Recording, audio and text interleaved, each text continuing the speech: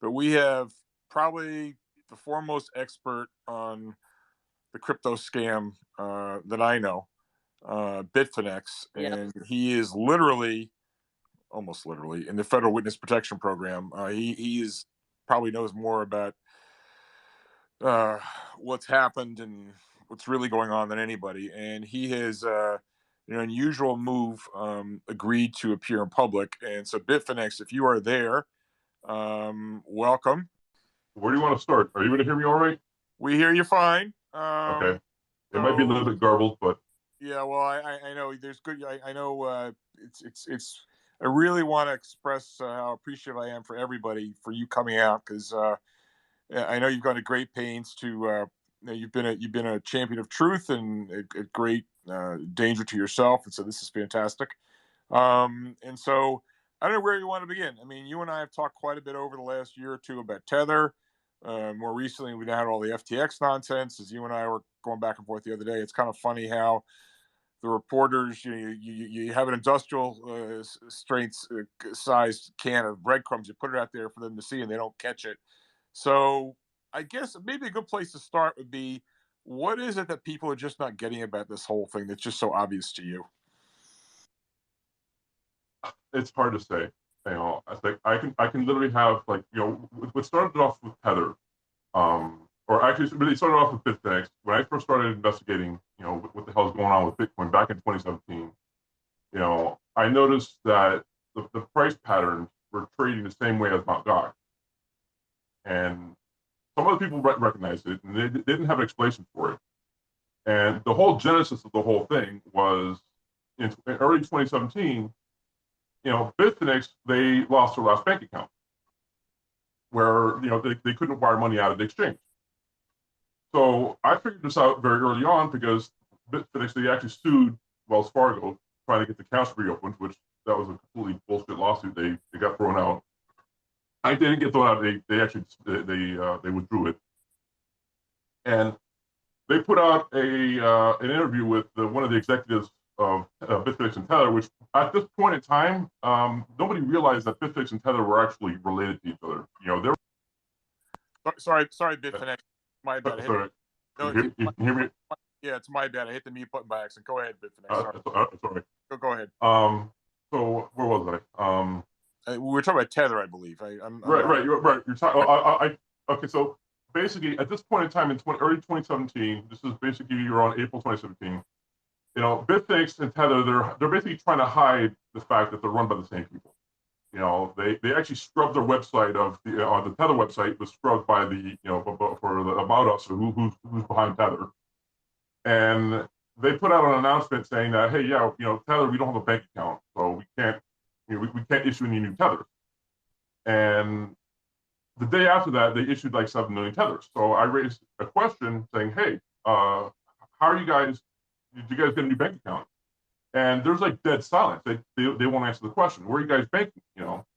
So as I'm trying to raise issues with the Bitcoin market subreddit, I'm like, hey, there's a problem with Bitfinex. They're doing the same thing as Mt. Gox. They're basically lying about having banking services. And of course, everyone in the Bitcoin markets subreddit, they all hate my guts. So I'm getting downvoted in oblivion. I found out later that it was actually Bitfinex accounts that were basically downvoting me to try to hide my messages. So eventually I get banned from the subreddit.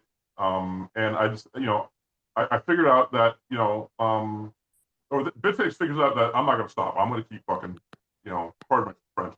I'm going to keep going after them. So Phil Potter, he does the interview on April 12th. And I'm listening to the interview, and it's an interview on a whale pool channel. So whale pool is like an internal channel where anybody could go to it, but mostly it was Bitfinex shareholders and executives that were in there. And basically, they're all asking Phil Potter, hey, what's going on with the bank accounts and blah, blah, blah. And so Phil Potter, he basically admits to bank fraud. Oh yeah, the banks keep figuring out that this is Bitcoin related, and they shut it down, and then we have to create a new entity and blah, blah, blah, blah. And I got smoking gun. They were basically admitting to bank fraud. So I start tweeting all that. I took a snapshot of that audio. I tweeted it all out there. On April 24th, again, he admits to bank fraud. Playing cat and mouse games with banks. And they temporarily had that interview on YouTube, but it was deleted within about an hour. But not before I was able to archive it, so I actually have the full interview. So throughout 2017, I'm basically, Tether doesn't have a bank account. Okay, when you go look at the website, and you read the fine print in the website, it literally says that tethers are not redeemable for money. End of story. Like the fine print saying, hey, these are basically car wash tokens. And the website also doesn't work. Like if you create an account and you log on there, there's basically these ginormous red banners, don't deposit anything, the website doesn't work. So they have no bank account. The website doesn't work. The tokens are completely non-redeemable based on the fine print. And they're issuing hundreds and hundreds of millions of them. So the question is, who is buying these things? And as they're printing these tethers, every time they print up 100 million tethers, the market goes up. Within 15 minutes of them printing these tethers. And it keeps going all the way until around September of 2017. And the price of Bitcoin is around $5,000, whatever. In that ballpark, I think it was closer to 4,800. And in early September, from September 1st to September 14th, all of a sudden there's no real news for it to happen, but the price of Bitcoin gets cut in half, or maybe I think it was 40%. And then on September 15th, the entire market skyrockets. It basically goes up. It was actually the largest 4-hour candle in Bitcoin's history, where the largest amount of volume ever. And that was September 15th. Okay, so what's so important about September 15th? Well, come to find out, if you in the CFTC investigation, what they did was they basically put a bunch of money in Tether's bank account on September 15th. And then they showed that to the auditor, and the auditor was like, yep, on this day, there was a bunch of money in there. So I believe what they were doing is they're printing money out of thin air. They print tethers, you buy Bitcoin with it. You push the market up. But the problem now, they have to show that there's money in the account. So they start unloading all the Bitcoin, all the crypto. And then they put that money into the bank account. And then the auditor looks at it and like, yep, it's all, or not they did an attestation saying, oh, the money was there. They never mentioned, Tether themselves, they didn't mention that the money showed up the day, the same morning that they did that attestation. They kind of kept that, that was kind of a secret. I suspected it, but we didn't know for sure until last year, actually. So throughout 2017, I'm continuing to raise these, these questions about Tether because it didn't make any sense. It doesn't make any sense to me who's buying these things. So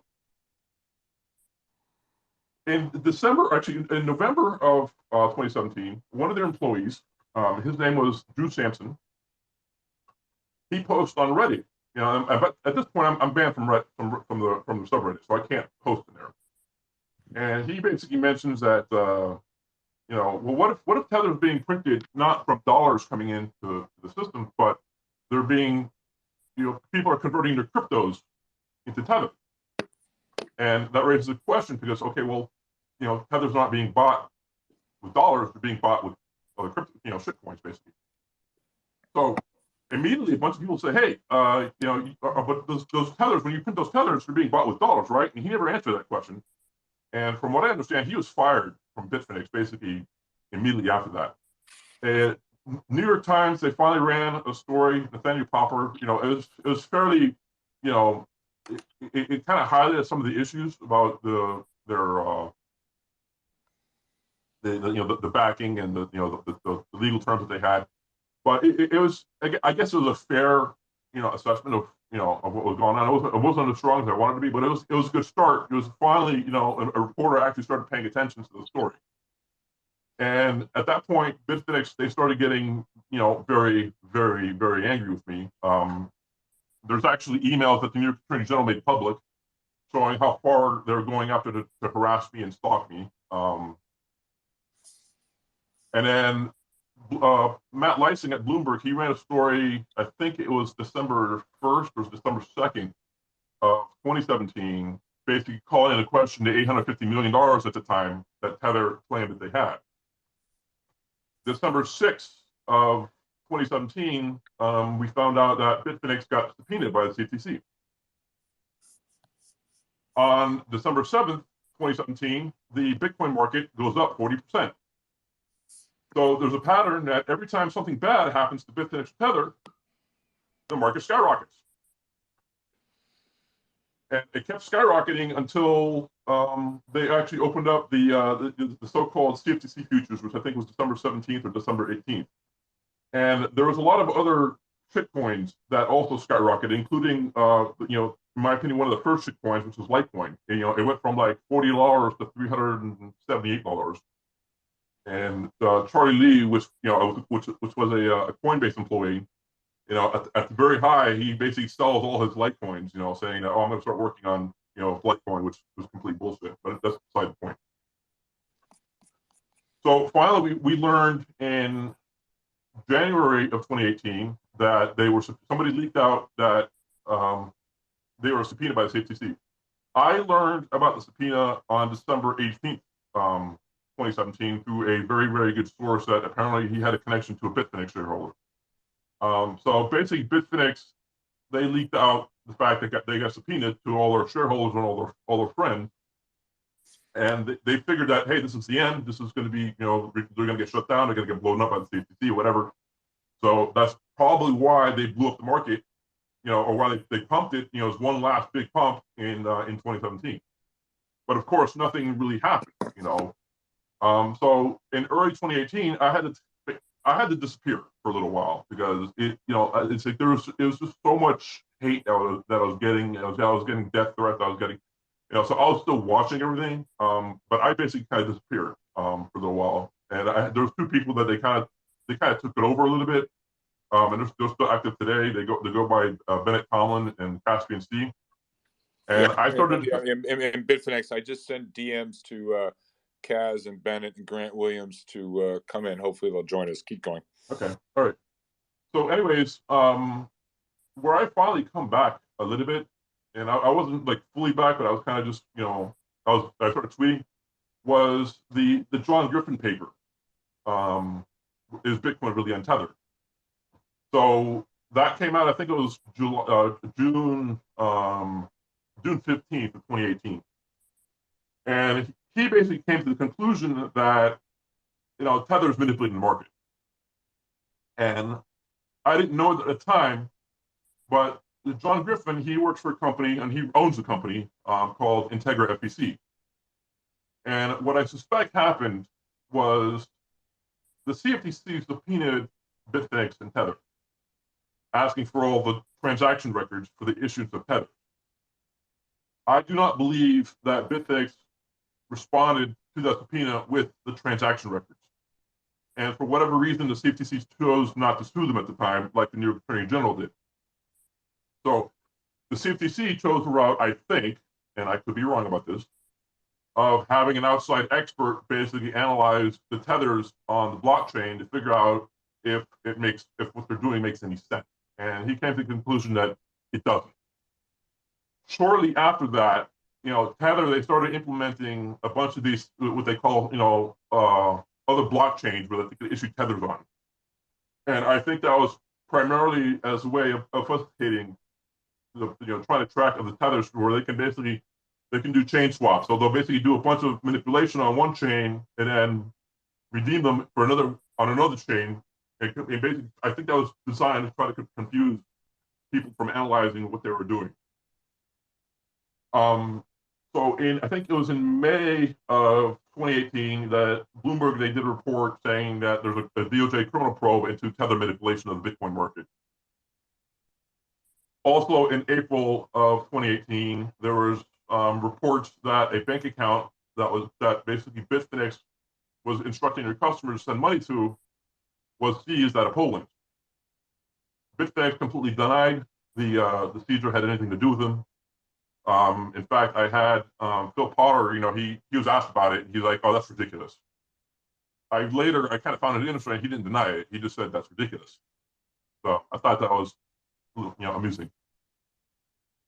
So throughout 2018, the market was kind of, it would pump up a little bit, but it was basically stagnant. And I think it was after January or February 2018, basically Tether just kind of stops printing all of a sudden. Like every time like there's some sort of investigation going on, or something, Tether they take a pause. I've kind of noticed. So I'm trying to get my train of thought here. Hang on a second. So in around October 2018, again, the price of Bitcoin is around 6,000 or so. It's gone up. It really hasn't moved that much. But on October 15th, 2018, all of a sudden the price of Bitcoin rises over $1,000 in 15 minutes. Unusual. The price of Tether drops to 85 cents. Also kind of unusual. And Bitfinex, they put out a bunch of blog posts saying, "Hey, everything's fine. I don't know what you guys are all worried about."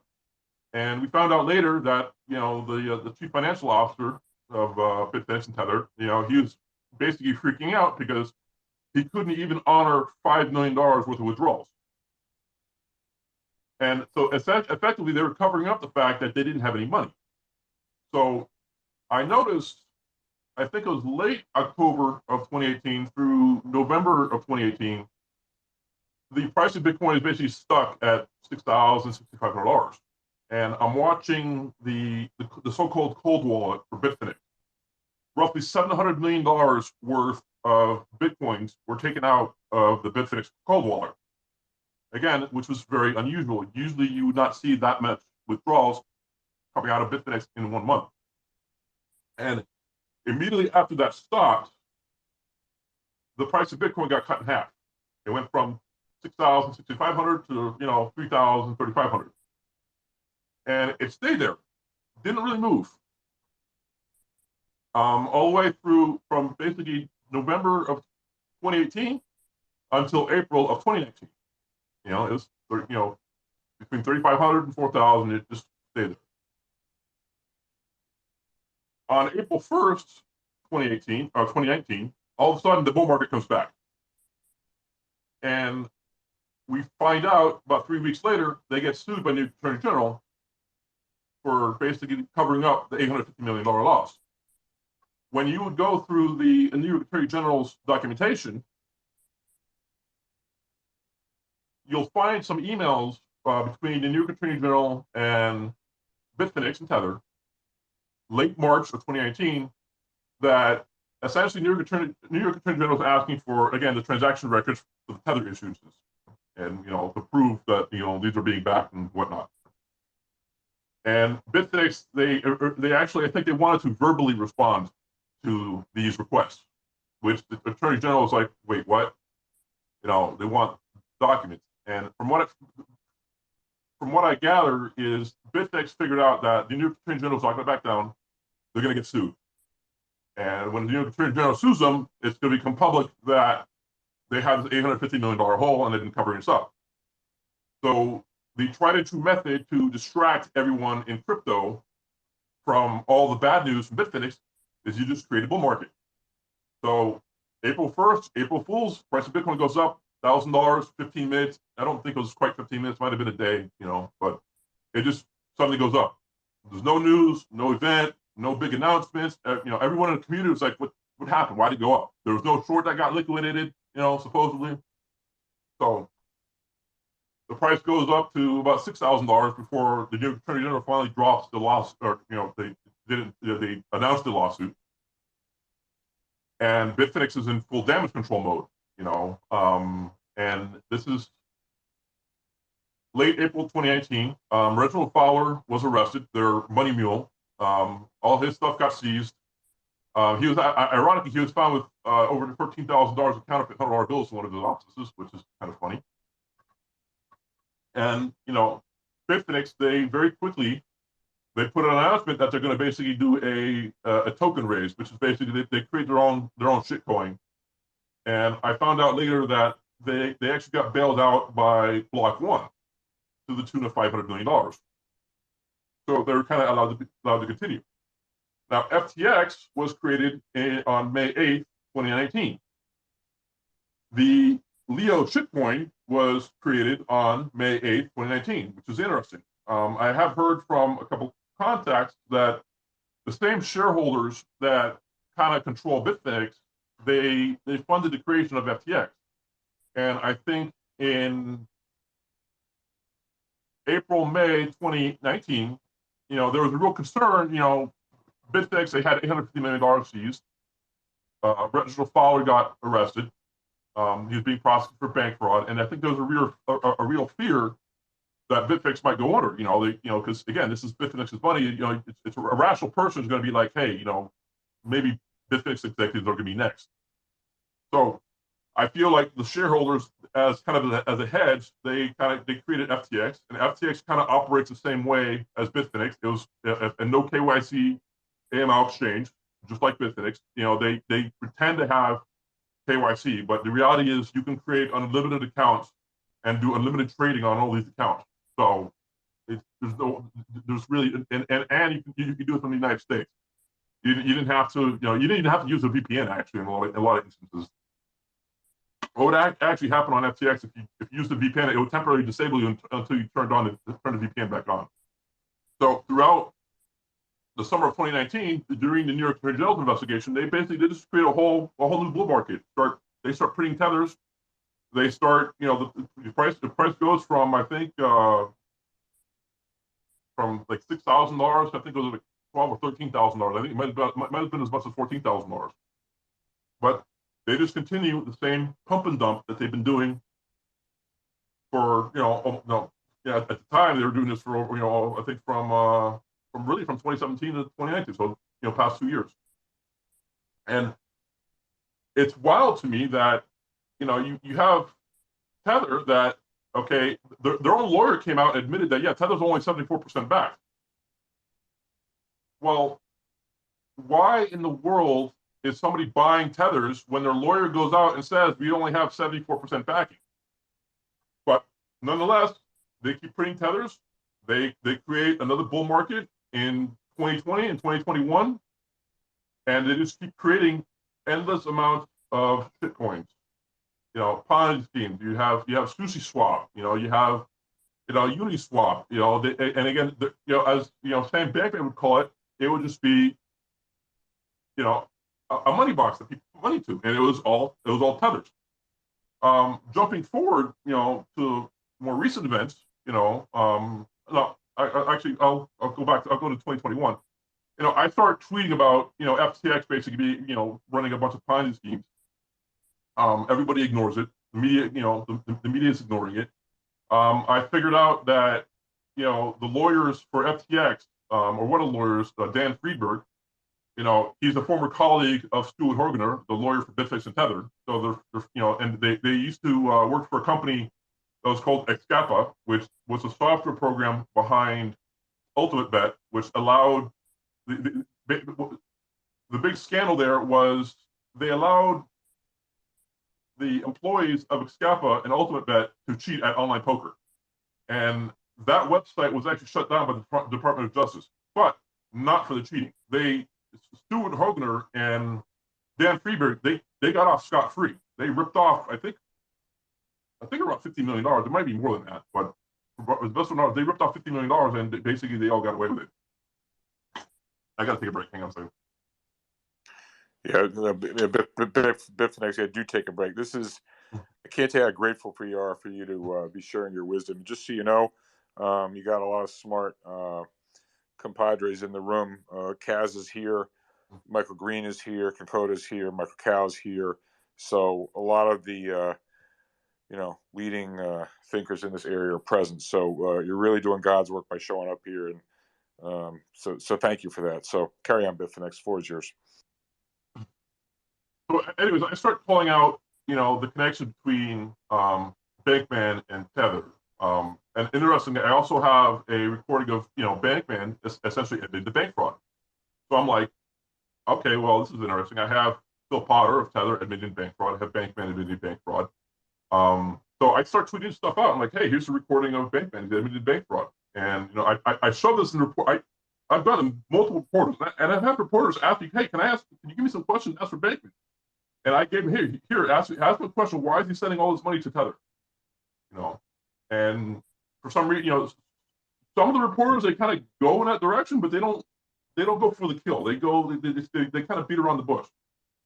So basically, as I'm trying to explain what's going on with between between Bitfinex, Tether, and FTX, it makes no sense that if you start a crypto exchange, and the whole reason you start is because you didn't like how crypto exchanges were running, you know, why would you send every single dollar you get, allegedly $36 billion, you sent it all to Tether? Made no sense to me. And I shared this with reporters. Um, None of them really, some of them found it interesting, but they didn't really, it's very, very frustrating. It's almost the point where it's traumatizing to me. Like you feel like you're taking crazy pills. You feel like you're the only one that recognizes it, and then it all blows up, and then now they're all interested in, hey, you're right, but I'm like, you didn't see it before. Anyways, I don't know if Cass wants to speak for a little bit. I kind of would like to take a little bit of a break. Yeah, if you would, this has been great. Kaz, if you would, well, if we want to come up and speak, or Mike Green or Michael Cow or anybody who's well versed in this. I mean, it's just outrageous what's everything that's happened and the failure of the feckless Gary Gensler and the rest of the authorities to do anything about it. It's just outrageous. So, Kaz, welcome to the stage. Why don't we get Bitfinex arrest and your compadre Ben? I don't know if he's here, but Kaz, why don't you weigh in? The floor is yours, Kaz. Well, hi everybody. Yeah, I'm grateful to be up here right now. It's nice to talk to you again, George, and of course Bitfinex'ed, who, as I've said before, was the reason that I ended up being a critic and a skeptic in the first place. So nice to be on stage with both of you right now. I'm hearing Bitfinex talk about all this stuff, and there's not a lot I can say about that. I know for me personally, today just seems to be hitting different for some reason. Maybe it's because this is what the fifth or sixth major thing this year to happen, to be an enormous catastrophic collapse. Or I guess it isn't, is what Genesis is posturing right now. But it's taxing and exhausting. And in a sense, I'm sad that it's all happening, but I'm also kind of glad that we're exposing all of this nonsense, even though, yeah, people like Bitfinex he's been talking about it for as long as I can remember. And yeah, Bennett and I have been talking about systemic risk for a really long time. I think it's clear that it was an issue, and it's I don't know, it's being reckoned with. Is there a way to reckon with it until it all unwinds and exits the system? I don't think so. So, yeah, I don't know. I don't know what questions I can answer, how. So, yeah, so Kaz, let me throw you a question, okay? Obviously, we're required to speculate here. As professional investors, that's what we do for a living. We make decisions in the face of incomplete information. If everything was known, there'd be no opportunity. So, not that you necessarily know anything, but based on your in-depth and exhaustive study of the situation, if you had to sort of, I don't know, hallucinate, speculate, whatever, about how exactly Tether enabled FTX and the whole crypto ecosystem. I mean, FTX, I think, was the biggest player with Tether. There were three guys what did 80% of all the tethers or whatever. So if you had to sort of speculate as to, again, you don't really know, but I mean, kind of like pattern recognition. Look where the pieces are on the chessboard. What could you imagine was the relationship with how Tether? Because again, everyone's looking at the shiny object right now is Scam Bankman fraud, as he's called, in FTX. People forgot about Tether. So this is where you come in. What could you imagine is the relationship between these entities? I think this is the compelling question that I think everybody is starting to ask it now. This is the question, right? Because we know that at least 37 to 40 plus $billion of Tether, I'm not going to say dollars, of Tether went into Alameda. We have no idea what that was. And people keep saying, well, it was USD. And I keep saying, well, there's no way it was strictly USD. And the reason I know that's definitely the case is because, one, Tether already told us that they had at least they had. We don't know what they have anymore because, and I also want to say they don't have an audit. For anyone out there who's listening and thinks that Tether has ever gotten an audit, they have not. Please stop saying that. They only have gotten assurances, memos, and other stuff that does not qualify as an audit in any way, shape, or form. By the way, FTX claimed that they were audited. They claimed that they were gap audited. They clearly were not audited, not in any way that mattered. So how did they get all of this Tether? I don't know. And I don't think anyone knows. And that is the scariest thing you can imagine, right? Because it could be anything. It could be US dollars. I really hope it is. I really doubt it is. And I really think that they at least gave them collateral in things like Bitcoin. And maybe they gave them under collateralized loans. Maybe they gave them loans collateralized in FTT. You know, there are things that could be going on that we have no idea about. And of course, Tether is going to say that's definitely not the case. We're liquid. We have all the dollars. Maybe they do, but they have not been audited, and we don't know if that's true. So this whole idea of fear, uncertainty, and doubt, it's real in the sense that we don't have any idea what's going on behind the scenes. None of us do. The only people who have a clue are like 3 executives inside Tether and Bitfinex. And until they do a full audit, there's no way we could ever find out.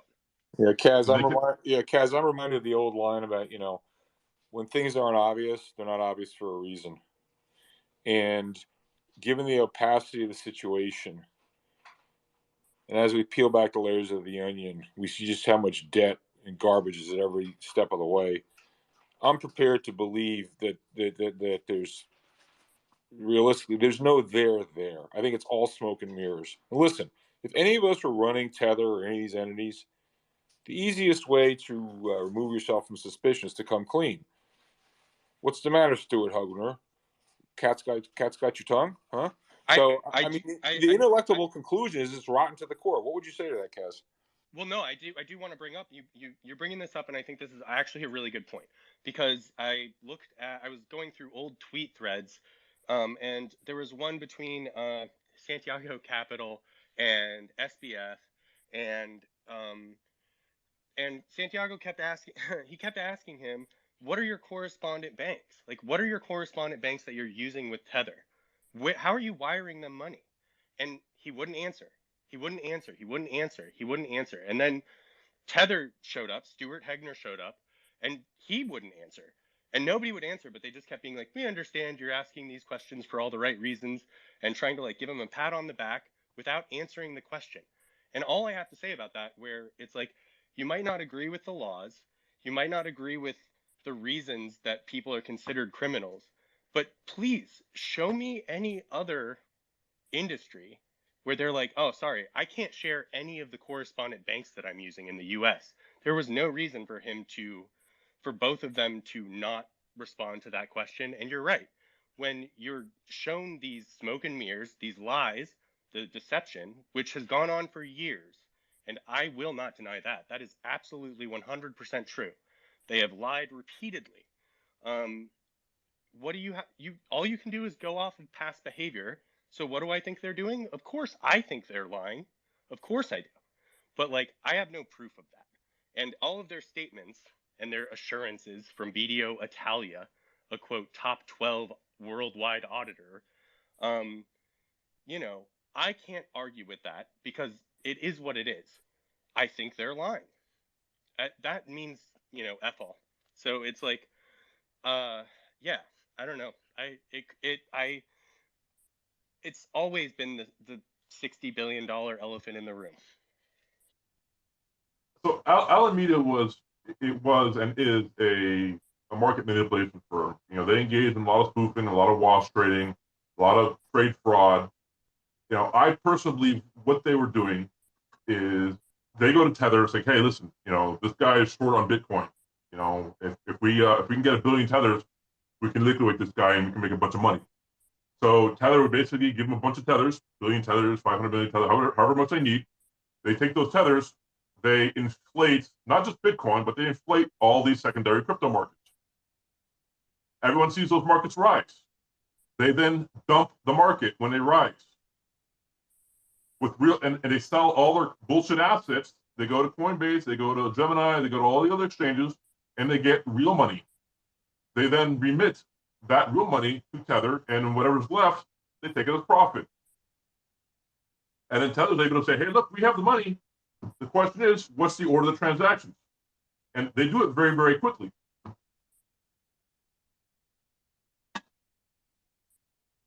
Yeah, I do want to say we've seen maybe you already talked about this Bitfinex, but we've seen proof of them essentially moving funds from Bitfinex Right. to Tether to do a 1-day snapshot of the funds. Like, this is proven. This is absolutely there. He is not making this up. There's nothing that we have to like worry about liability wise by talking about this. This is proven that Tether went out of their way to lie about where these funds were coming from. Now, they've done that twice that we know of. Is this why they can't get an audit? Because all the funds that they ended up with at this point, maybe they have all these U.S. treasuries and all these U.S. dollars. Maybe they do. You know, it isn't out of the realm of total possibility. But the problem is, even if you have all those U.S. dollars and all those U.S. treasuries, is if you got them illegally and you manipulated markets and you lied to investors, then it's a problem because you can't actually get an audit anymore, can you? Yeah, I keep thinking about the disastrous interview that they did with D Boza, which, by the way, that the interview that they did with CNBC, I realized recently, like CNBC, they made the video private, and I raised a stink about it, and they actually just recently put it back. And towards the end of the video, Deidre Boza, she asked him, "Hey, how come the CEO and the CFO they won't come on and do an interview?" And Powell, he basically says, well, the reason why they can't do interviews is because they're very, very busy individuals, and they're helping out with Sam at Alameda. Well, that's an unfortunate admission. So I feel like that maybe they wanted to take out that interview, and because I wrote a stunt about it, they put it back. But it just feels like they were trying to suppress that interview for some reason. Hey, Bitfinex and Kaz. Gnostic, he's a really smart guy, friend of the room. Gnostic, I think you had a question you want to weigh in here, Gnostic. Please unmute yourself, Gnostic. Yeah, I'm I deal with different stuff in the public markets, not in the Bitcoin market. So I'm somewhat familiar with only a little bit of the Bitcoin, but by no means as familiar as you are. But I did hear in what you were saying the difference between can't get and won't do an audit. Do you have anything that would substantiate the can't get versus the won't do? I mean, I substantiate. Well, okay, so what do we know? We know that $850 million has been frozen in a Polish bank account, like Bitfinex spoke about. Was this is related to Reggie Fowler, the Oz Yosef, Ravid Yosef? There's these cast of characters that were basically just doing very, very illegal shit, like counterfeiting.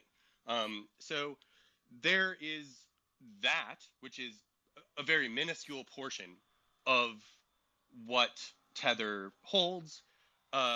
It's weird, and I think that it would be likely that I don't know if Bitfinex spoke of this either, but there were DMs between the CFO of Bitfinex and Tether and the CEO of Crypto Capital Core, which I don't know. This is a shadow bank that basically everyone relied on in the cryptocurrency industry, which, by the way, I really hope that a bunch of journalists out there who have better connections in the cryptocurrency industry are asking Deltec Bank, a lot of questions right now.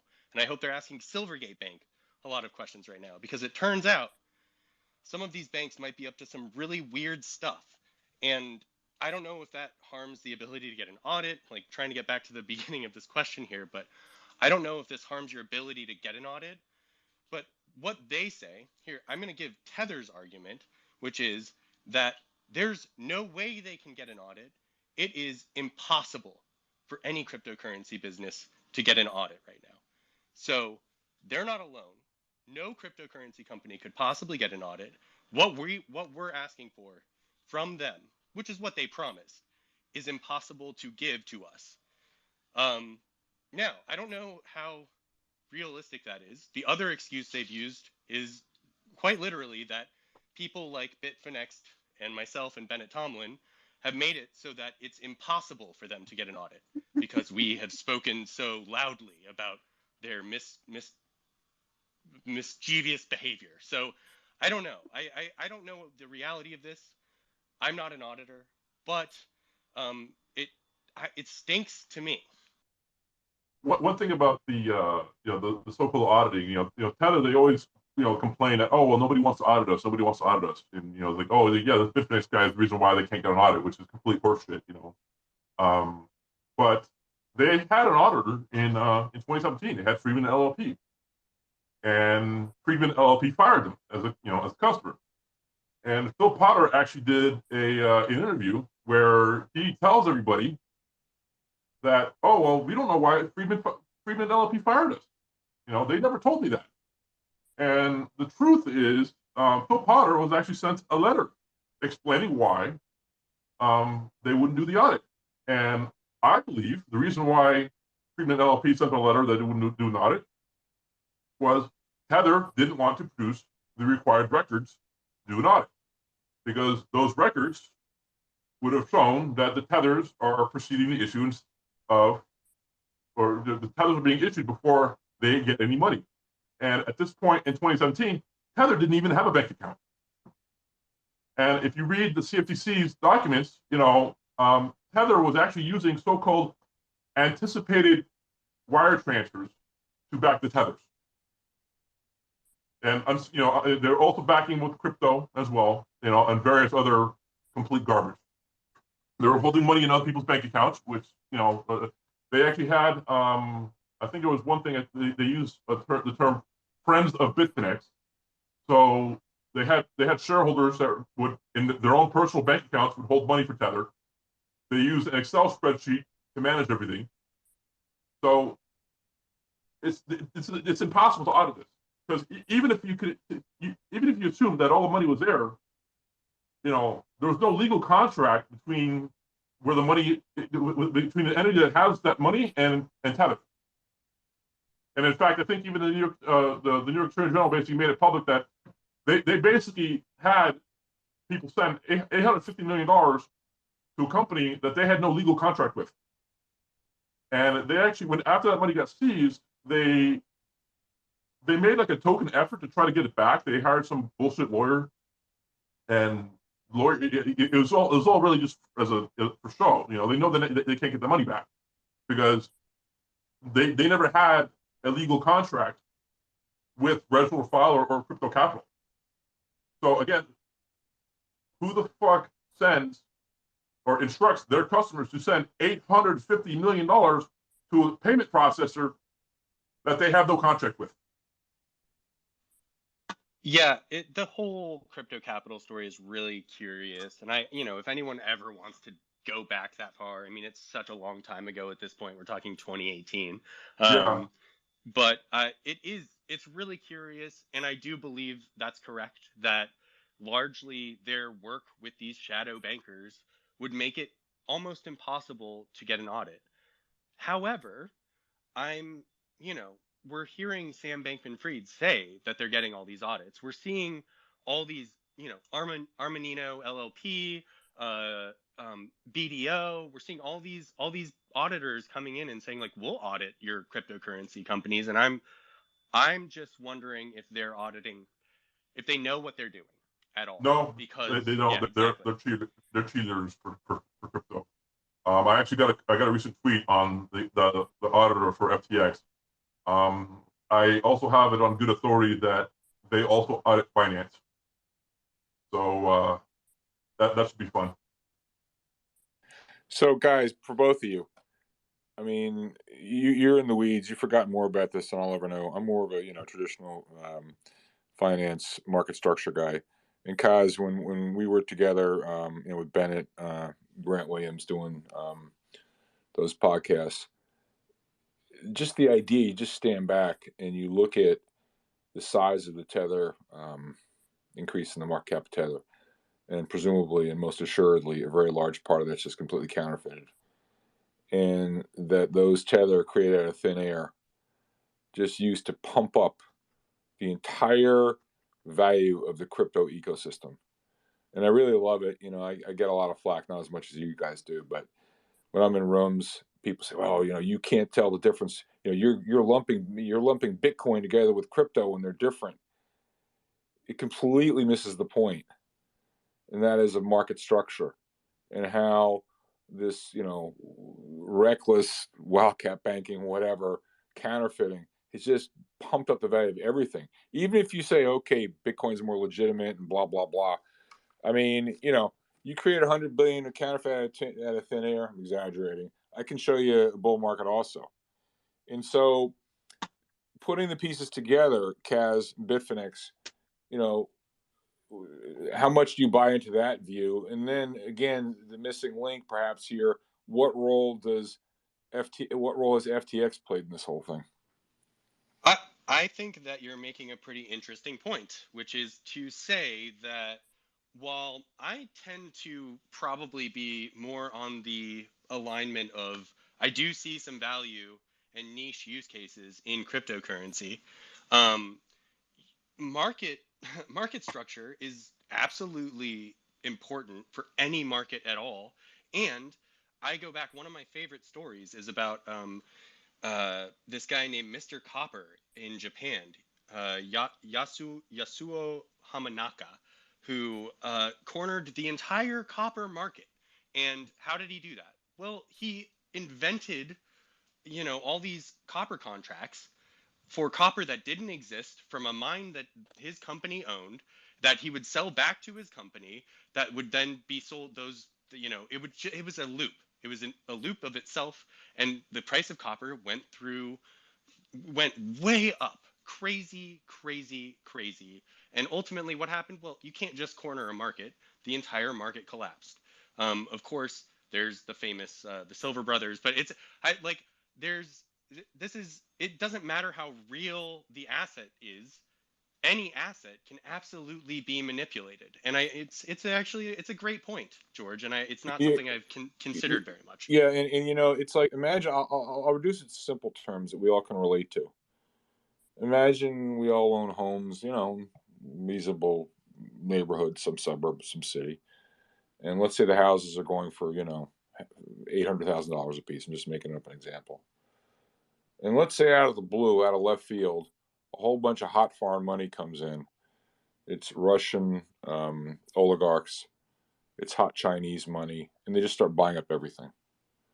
Well, Kaz, your house is a nice house. It was worth $800,000, or was selling for, I don't want to say worth, it was selling for $800,000. Now it's $1.5 million. So you'll just say, yeah, but the neighborhood I live in, it's got a good school system, and it's a nice house, has a pool and a nice backyard. That was true at 800,000. It was also true at $1.5 million. It's true at $2.5 million. And so all the maxis, and I am going to lump the crypto people in with the Bitcoin people. The issue isn't how is Bitcoin different from crypto. The issue is what's important here is market structure, and to what extent were they both pushed up by the same phenomenon. So this illegal hot money comes flying in, pushes everything up. You didn't do anything to make your house worth that much more. And then let's assume there's a crackdown in China or a crackdown in Russia, and all this hot money then disappears. It goes right back down to where it was before. In fact, it may even go lower because it may go below where it started, because some of the homes were bought with leverage, and then there's forced selling. It doesn't stop at equilibrium. So, what I think the crypto crowd, the Bitcoin crowd, let's say Bitcoin is better than crypto, whatever. They're completely missing the whole issue of market structure. And I've been saying I started my jihad on Bitcoin and Tether and Kaz. When you and I first met, I think it was second quarter of last year. And the failure, and all they'll do when you start talking about this, they just want to talk about it's a store of value, it's this, it's that, it's science experiment. It's irrelevant. As you were just saying, the price of anything can be pushed up with leverage. And my view is, given the opacity of the situation, and every time we peel back a layer of the onion, there's no there there. It just continues to go from bad to worse. I'm prepared to believe the worst of this. And you know what? It could be in the end that Bitcoin's the real deal. Okay, that's fine. But if you get a complete puke liquidation, I mean, I've been calling Bitcoin to 10,000 since it was 35. I mean, I don't know. We could go to 1,000. What do I know? So, because there's no inherent value. So I don't know. Bitfinex, Kaz, I, anybody? I, Any I thoughts on? have an answer. Please Yeah. go. Yep, go. Giancarlo has the answer. He said it himself. In 2018, he said, if we don't act quickly, Bitcoin will fall below $1,000. Bitcoin has not traded in an honest market ever. It's always been Ponzi schemes and frauds that start pushing the price of Bitcoin up. What is the price in an honest market? I have no clue. And Bitfinex again, and Kaz, going to market structure of Bitcoin. Keep in mind, and my aim is accuracy, not precision. You guys forgot more about this than I'll ever know. But from memory, roughly 75-80% of the Bitcoin is hodled. The float's only 20-25%. So, talk about a manipulated market, a tight market, a controlled market. Conversely, when people are forced to sell or they want to sell because they see it's melting, the price is melting before their very eyes, all of a sudden the float starts to expand, hit the bid, the thing collapses completely. So I The think, exchanges shut down when they do that. So excuse me, that's when. Bitfinex. Sorry, what'd you say? Sorry, what'd you say? No, the exchanges, they shut down whenever that starts to happen. They just say just another I a know. temporary downturn. Pause withdrawals. Pause. Yeah, I know Yeah, Bitfinex. Kind of funny how that works, huh? yeah. So Kaz and Bitfinex, can we please come back on? There were two studies. There was, what's his name, Professor Anderson, the guy in Texas. Then there was a guy at Tel Aviv University or someplace in Israel did another study, and the whole timing of the Tether issuance coinciding with the with the unusual Bitcoin price movements. I mean, it's like statistically impossible that they're not related. You want to elaborate a little bit on what those two studies revealed? Are you talking about the Griffin paper? Yeah, it was the Griffin paper. And then there's also the guy in Israel. I got the names mixed up. There's also the guy in Israel a few years earlier. I can't remember if it was Yeah, at Haifa or at Tel Aviv University, one of those places. yeah. So he was talking about the Willy bot on Mount Gox, which the funny thing about the Willy bot is after Mount Gox blew up, there's actually a couple threads on the Bitcoin Talk forum where somebody literally asked Giancarlo, "Hey, can you guys make your own Willy bot to push the price of Bitcoin to 10,000?" And Giancarlo jokingly, his response, "I'm currently working on it." Ironically, that's basically what they did. They created their own fake money and they pushed the price up. Um, so I believe that those studies are, the what I'm most familiar with is going to be the Griffin paper, and I can't argue against it. It's again, I agree with it. And honestly, as I was reading it, I realized that I was not nuts. 'cause I was like, that was basically the first like real confirmation that this person's a lot smarter than me, and they're coming to the conclusion that yeah, there's definitely some sort of manipulation going on here. I just want to add. I just want to add really quick that Bennett Tomlin is a data scientist, and he has his issues with the Griffin and Shams paper. But I do think that his issues are more around the idea that there was this concept with the paper that Tether was directly affecting the price of Bitcoin, and I think it's fair to suggest that in reality Tether was being used to prop up a lot of illiquid shit. And sure, Bitcoin is not as liquid as other things, but it's the most liquid cryptocurrency. And it is much easier to pump and dump, the 100 other coins that are listed on Bitfinex than it is to pump and dump Bitcoin, So and you actually brought this up in a sense, Bitfinex, which is like that an honest market, you can't rely on these Ponzi schemes and this stuff, and in a sense, a rising tide carries all boats, right? Like if they pump and dump all of these small cap shit coins, I don't know why Bitcoin wouldn't go up and Ethereum and these other assets wouldn't go up with it. Like it makes sense. So I think that was Bennett's main problem with it, and I tend to agree with him because I know that he's smarter in the realm of collecting data and analyzing it. So I think that's a fair assessment, is to be like, oh, yeah, they pumped and dumped what was easy to pump and dump so that they could make their money, which again, we were talking earlier about the audits, would point to audits being very difficult if you're utilizing your funds in this way. Could I put the next question to you guys? And that is the role of the regulators. Now, I realize these are sort of, Tether, it's not clear it exists somewhere in the internet, it's in Bahamas. No. It does, and Liberty Reserve does, right? Like it does, Or and did, it, like did, right? And this Did. is what I Okay, mean. all It's right. like is that it's they have failed us, and they have done a very bad job. Yeah, Kaz, let me tease out the question, please, all right? So, I mean, I don't know what the hell's going on with Gary Gensler. I don't, or any of the others. I don't want any political thing because, both sides pull this stunt. But, it's funny. I put a tweet out a few months ago. It was back in, I think it was like in May or June. And I took the, it was one of those asshole type tweets, live footage of Gary Gensler meeting with Sam Bankman-Fried. And I took the skit from Hogan's Heroes with Sergeant Schultz going, I know nothing, I see nothing, I hear nothing. Okay. And then it's just like art imitating life imitating art. Just recently it gets revealed that Gensler did meet with Sam Bankman-Fried. So I ask myself, is Gensler stupid or corrupt or a little bit of both? So that's a lead into the question. Where are the regulators in all this? Is it just they can't be bothered? They don't have the incentive to do anything? Or are they in the pocket of these guys? Like, what is going on? Either I, you I, guys have a go at it.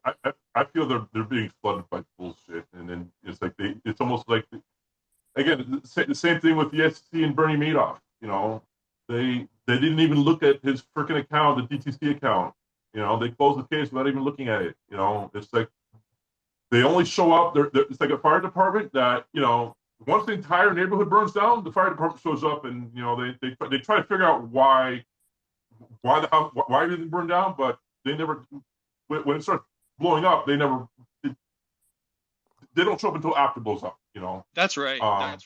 That's right. And I think I don't know if it was in the China Hustle or one of these other movies about short sellers, but they specifically mentioned that essentially journalists and short sellers, activist short sellers, are the ones who are actually trying to ring the fire alarms, and the regulators are the ones coming in long after the fire has already gone out. And I think that's a correct assessment of what they've almost always done for 30, 40 years.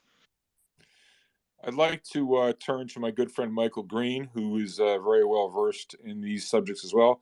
Michael, welcome. You want to stir the pot a little bit? Have a go. Hey, how you doing, George?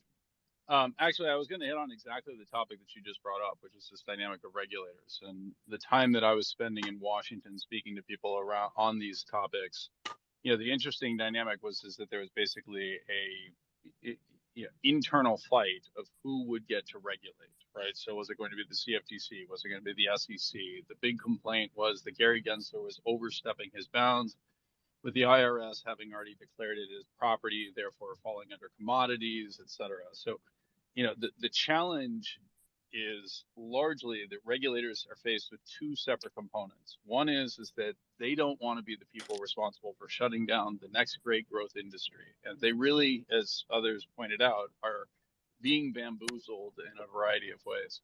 The second component, though, and the reason why they compete to regulate, is if you regulate, then you get to take the job afterwards in the industry. And there's any number of regulators who have taken very, very well compensated roles in crypto and smoothed this dynamic with their follow-on successors, et cetera. And everybody sees this path, right? So if you're the CFTC, you want to prevent Gary Gensler from doing anything and taking control of it because you want to preserve that optionality for yourself. So we are unfortunately trapped in a situation in which a bunch of people can get very, very wealthy in the years after their role as regulators if they are able to gain control of it. And to gain control of it, they want to be sufficiently favorable to the industry. Why would you want to kill it? So it's, this is one of these really frustrating components. It's not clear how we solve this. At the same time, the narrative that has emerged that this is the fault of the SEC or this is the fault of regulators for failing to adequately police this space. Man, George, you've been on this, this tirade. I've been on this tirade for 2 years now. Nobody wanted to listen, right? Nobody cared, right? They were too busy making money on their own, poo-pooing the various risks that were highlighted for them. And it doesn't matter whether it's Kathy Wood at ARK or whether it's Sam Bankman-Fried at FTX. The overall objective for people was to ignore rather than carefully evaluate. So again, Michael, you're talking about, Charlie Munger, please call your office. The incentives, you show me the outcome, you show me the incentives, I'll show you the outcome. And so are we destined, the way you set it up, Michael, are we destined to just have the complete car crash? I mean, that's just the way it's going to roll.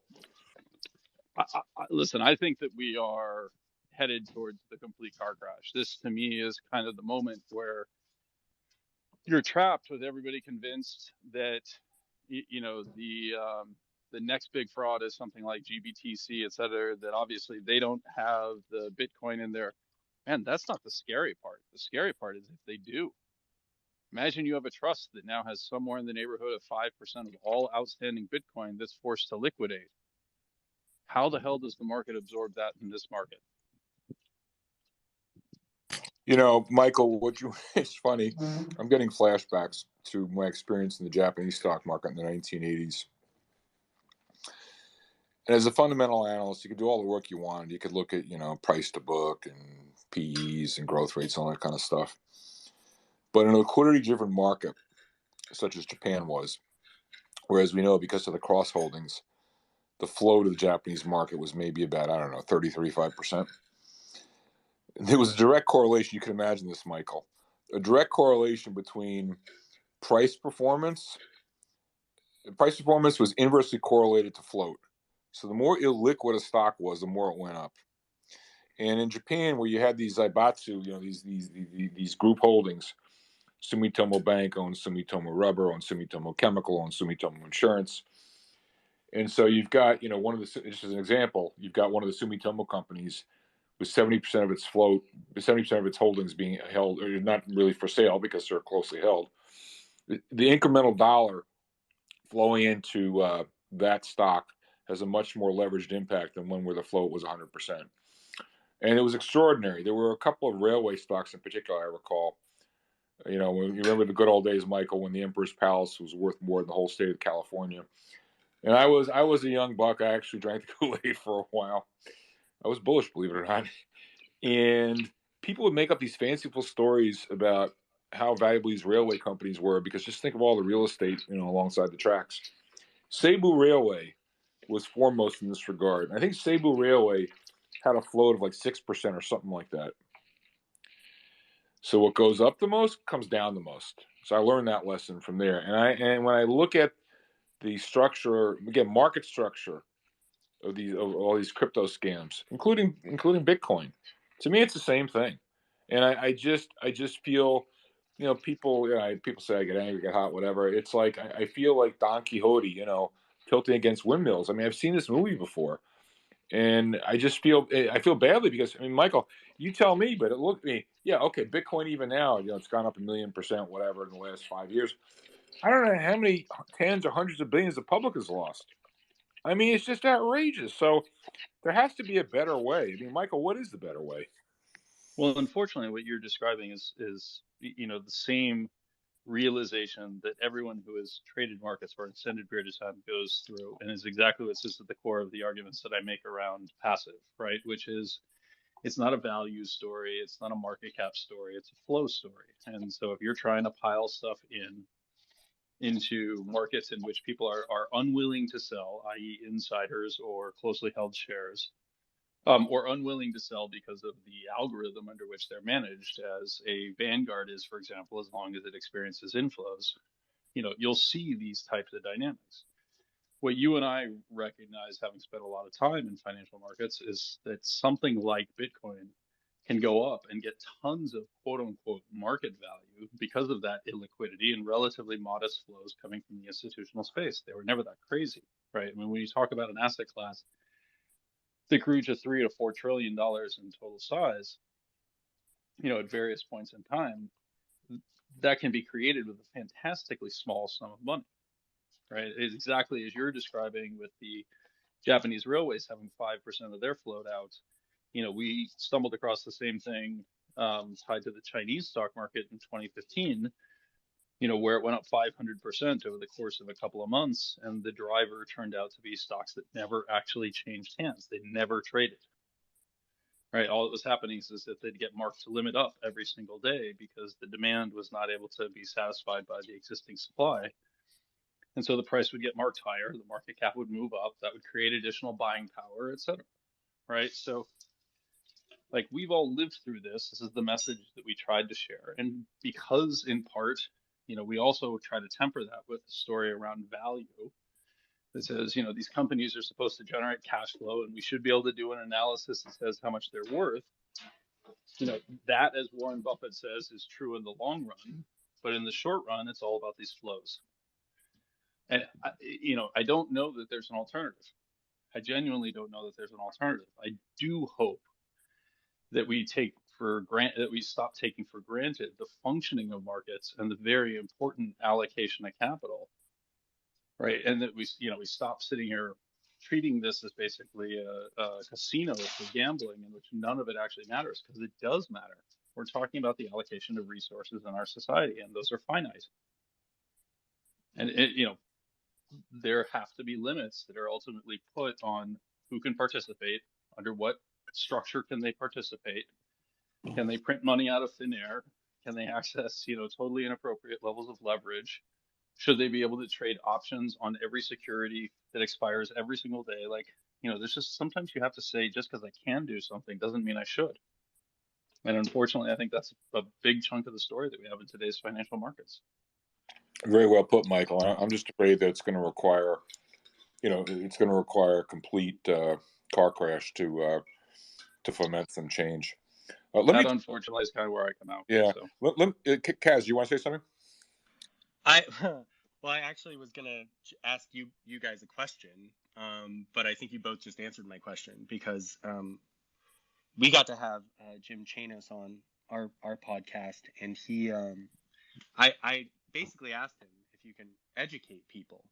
Can you just teach people? Maybe you just get them started from a very young age, and you teach them, like, with high promises of high yield come high risk, and it probably means it's a scam. And can you teach these lessons without people having to lose a bunch of money? And it sounds like you both just answered my question, which is just like, no. Yeah, I mean, my father always used to say there's two ways you can learn things, either by precept or by experience. Precept is far more economical. We're all human. We all suffer from FOMO. We all give in to, moments of weakness, hubris, arrogance, whatever. And so we invariably wind up electing the more expensive way. Jim happens to be a good mutual friend of both Michael's and mine. And so, yeah, I know Jim very well. I'd like to just allow any of the other people who are up on stage. We have some other smart people here. Gnostic, your hand is raised. I don't know if Bob Klein, Nostra, or ALB wanted to say anything, but Gnostic, let's do Gnostic and then Nostra. Gnostic, do you have something? Yeah, just for Cass, in the nest up above, I put the title of a book, Devil Take the Hindmost, which I think is one of the most educational books on sitting down and watching the insanity, both in history and throughout the rest of it. But also within that book, just for Michael and George, I'm pretty sure you've seen or gone through the book. But in there, what he basically comes to say is that the reason that the Japanese market did what it did was because the government phoned these companies and said, you go in and buy these. And the government highly pushed inter-corporate shareholdings on the public companies in order to keep the stock market up and keep land values up. And so it was the government pushing this onto the corporations that created this incest-related holdings that just pushed everything through the ceiling, that just made the Japanese environment just so unanalyzable crazy in doing it. And that's kind of what I see within what Cass and Bitfinex were basically talking about, is the same kind of incestuous cross dealing with everything else. So when people sit down and say this is a new thing, This isn't necessarily a new thing. It's something that's been around for quite some time, and that incessant internal purchasing. But also, I think that the U.S. government also has something to say within this entire thing, because they began prosecuting transactions and the people involved in the transactions solely because it was done in U.S. dollars, in an effort to discourage people from doing some of them, possibly, but in order to get jurisdictional oversight over some of this stuff that was done extra-jurisdictionally. So the extra-jurisdictional exercise of prosecution against, and actually finding the people that did the transactions guilty only because it was done in US dollars, encouraged people to sit down and find some alternate that they could sit down and do the transactions in that would not get them prosecuted by the Justice Department, or the SEC for that matter. And this created a demand for a product like Bitcoin and like the token stuff that's come out now, in order to sit down and do some of these transactions, if not on the basis of an illegal transaction, just on the basis of avoiding prosecution by the government. Gnostic, thanks. So Michael, yeah, go so ahead. Yeah, Michael, go yeah, ahead. I just want to push back a little bit against that. One is that there's just a broader issue of standing, right? Like, we can't turn around and prosecute crimes that occur in China unless they happen to involve U.S. citizens. And even then, our ability to have standing is very limited. I think there's generally a misunderstanding of the role of the SEC. The SEC is a civil organization. It doesn't actually have any authority to do criminal prosecutions. That's only done from the Department of Justice. And again, the standing of those suits is very much something that we have to consider, right? And so Americans that chose to step around the regulatory environment and say, well, the problem is the government trying to prevent access, and therefore I'm going to go off and do X, Y, Z. Like, you can't put that on the government. You really can't. Like, there's a lot of things we can put on the government, but if people willfully decide to try to move money outside the United States in order to access products that are specifically restricted within the United States, like, at some point you just got to hear us say, you bear the responsibility for importing the fentanyl and heroin. Absolutely. But this particular transaction that was prosecuted was done non-U.S. citizens, non-U.S. residents. It was the only connection to the U.S. Was the fact that it was done in U.S. dollars, and they chased that. Again, and the reason why they did that was precisely because it was using actually U.S. property. U.S. dollars are U.S. property. So, Gnostic, thank you for flagging Devil Take the Hindmost. Ed Chancellor happens to be a mutual friend of both Michael Greens and myself. And you might recall a couple months ago, we had Ed in the room to talk about his new book, The Price of Time, which I urge everyone, they should run, not walk, to read that book. Or if you want to just get the Reader's Digest executive summary version, not to show from my YouTube channel, but we interviewed him 2 or 3 months ago, and it was a terrific space. So Edward is truly first rate. I want to go to Nostra. He's had his hand up. Nostra, please unmute yourself. Hey, George. Thanks for letting me talk. Bitfinex, I'm a huge fan. Been following you for over 4 years outside this account. I hope you're doing well. Earlier, I believe it was Cass who brought up the possibility of Tether actually holding U.S. treasuries. For me, not only do I not believe that, but what's very odd about that is U.S. treasuries made an all-time high in March 2020. Since then, they're down 45%. And the Tether's market cap back then was less than $5 billion. 2 years later, it hit $85 billion. So even if somehow magically they did have U.S. treasuries, they are down big on those. And on top of that, the more pressing issue is after the Southern District of New York finished their investigation of Tether and forbade them from doing any business in the state of New York, the Department of Justice is investigating them. I mean, it would be pretty difficult for them to hold treasuries, considering that all treasury transactions are transacted through Fedwire. So the government, the treasury, would know all the holders of treasuries. And on top of that, I have a question for Bitfinex, and that question is, why does Coinbase, who is a publicly listed company in the New York Stock Exchange, accepting Tether?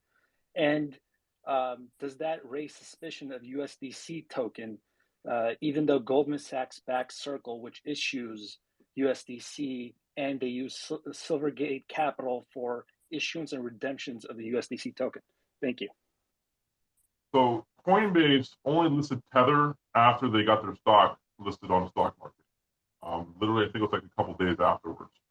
that they listed it. Now they do not allow customers in New York to actually use Tether.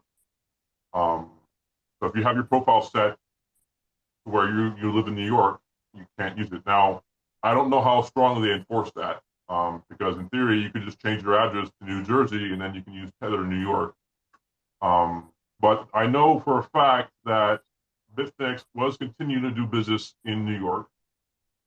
And there are people that are aware about it, but they just haven't really done anything about it. As far as the treasuries, the entity that, or the counterparty that Tether has, to the best of my knowledge, is Cantor Fitzgerald. They're the ones apparently managing the treasuries for Tether. And to the best of my knowledge, it would be in New York. So I do. It is worth pointing out, though, that the way they have structured their reserves is puzzling to anybody who's actually paying attention. And I think this is worth bringing up because, like, whatever it is, 5%, 2%, 3%, there's all these little numbers of, like, tokens and equity in other companies and like gold and all this other stuff. And most of these assets have gone down in value over the past year or two. And they have, for instance, they have equity in Celsius. Now, I'm assuming they wrote that to zero. But if you wrote that to zero, how are you still not showing that on your balance sheet? Like, their balance sheet doesn't add up, and I urge people to question it. So I think that's the right move. I don't know if they have U.S. Treasuries. I can't tell you if they do. I maybe they do, but so with regards to Celsius, what I suspect happened with there, because Tether was an investor in Celsius, and I think one of the main investors in Celsius. Celsius, in my opinion, was a Ponzi scheme from the start. I call it a Ponzi scheme. I think even in 2019. I might have my year wrong on that. And when Celsius blew up, whatever money that Celsius had, they just gave it to Tether, and then Tether closes everything out. So they basically paid back Tether, and the Tether probably didn't lose any money on the whole Celsius thing, but they paid back Tether, and avoided paying back, or to basically to screw over all their customers. So Tether gets paid back first, everyone else gets screwed. With FTX, it kind of seems to be kind of the same thing. Tether gets paid back first, everyone else gets screwed. Hey, so I'm sorry, just to interject there. How does that mechanically happen? Because we actually would have the evidence of that in bankruptcy filings for both Three Arrows and Celsius and FTX. Yeah, I think it's a good question because there's no, like, I don't think they exited their Celsius investment. Like, this is what I mean. And if you someone to follow, for anyone out there who wants a good follow, is Patrick McKenzie at Patio 11. He's done some threads about this where he tries to go over the balance sheet of Tether repeatedly, and ultimately every single time he ends up at the conclusion that they are insolvent. Now, take that with a grain of salt. It's just a guy looking over a balance sheet and coming to his own conclusions, but it makes sense to me, and I think it's worth looking into because it doesn't when the whole market is down, this doesn't make sense. And like Mike just said, we would see it in bankruptcy filings, etc., if it was somehow different. So I don't know, maybe Alameda, the bankruptcy filings will end up, and FTX will show us a lot more into this. Hopefully it does. But I know that they're trying to make those names confidential. Yeah, I'm not exactly sure how they would be able to hide it, but they have funneled money around trying to hide stuff, So I kind of always assume that that's what there's something going on. Like I would expect Tether to be a creditor somehow to Celsius, and apparently I don't see Tether being a creditor to Celsius. But Celsius had multiple legal entities, so like I think it was Celsius Mining or something like that. So they may have been a creditor to another entity that technically hasn't committed, that hasn't declared bankruptcy yet. I don't know. Before I ask my next question, if either Bob Klein or ALB have a question, please weigh in. Bob, you have a question or a comment? Yeah. Bob? Yeah, kudos to you guys for calling out the fraud that's been built into the market structure in the whole crypto market. I have a question for Bitfinex'ed and Cass. I think it was you, Bitfinex, that kind of intimated that while we know that FTX had business with extensive business with Tether, what sort of circumstantial evidence is there out there that, other than that, that Tether may have perhaps substantial exposure to FTX in some way, even though they deny they do? At this moment, I don't think I don't think Tether has exposure to FTX, other than the fact that FTX essentially stole a lot of money and then sent it on to Tether. So I think if they have exposure to it, it's probably going to be some sort of legal exposure. Because the way that FTX and Alameda sent money to Tether was effectively bank fraud. They don't just send money to one bank account that Tether has. They funnel it to dozens and dozens of accounts with mostly false OBI and field. The information in the OBI field, they would put, they don't say that, hey, this is for Tether or this is for Bitfinex or whatever. They would put real estate transactions. They'll put medical treatment or something, basically a false wire transfer information to try to disguise the wire transfers. Because if they're honest about it, what happens is those accounts, they usually get shut down. And, Sam Bankman, he admits to this. So Tether is basically allegedly receiving $36 billion, allegedly, that is going to have, that's been cycled through dozens and dozens of bank accounts before it actually got to Tether. And then there's also the question is, okay, did the Tethers come first or did the money come first? And I'm of the opinion that the Tethers came first. Alameda does all the market manipulation, all the spoofing, all the wash trading. They push the market up. People buy in. Alameda makes a bunch of money, and then they basically pay Tether for all the Tethers that they buy. And generally they probably do it within 30 days. I see. Thank you. Thanks, Bob, for that question. ALB, have a go, ALB. The floor is yours. Yeah, hey George, good evening, and thanks for letting me make my contribution to the space. Actually, I'm just going to ask a question from Ben K. He had it on the space in the chat of the space.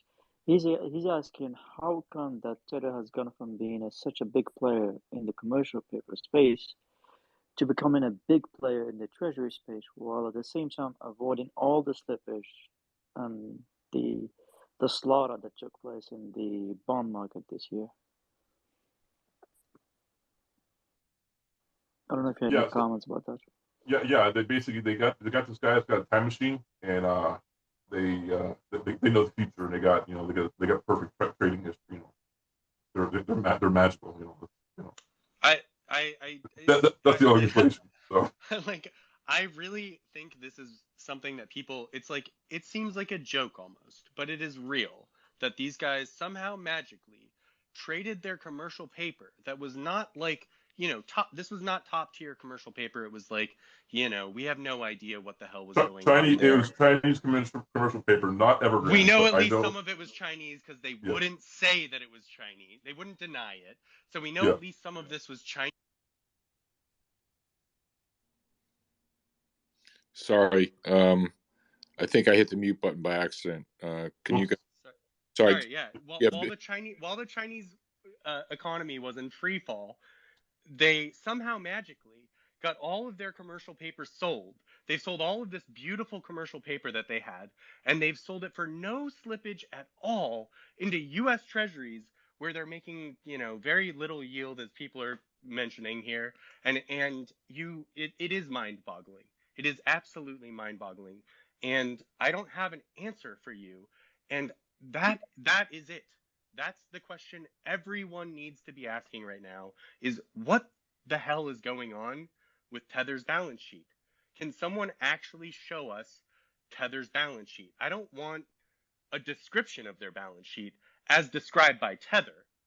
I want their balance sheet, and nothing else will suffice. So that right now should be everyone's question in regard to this company, and nothing else will work. No other kind of audit will work. Kaz, let me pour gasoline on that fire. I'm going to come back to what I said a half hour ago. Think about it for a second.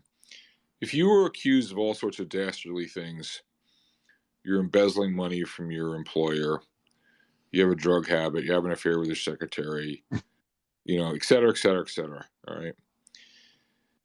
The easiest way to clear your name is you put your hands up, you have a press conference.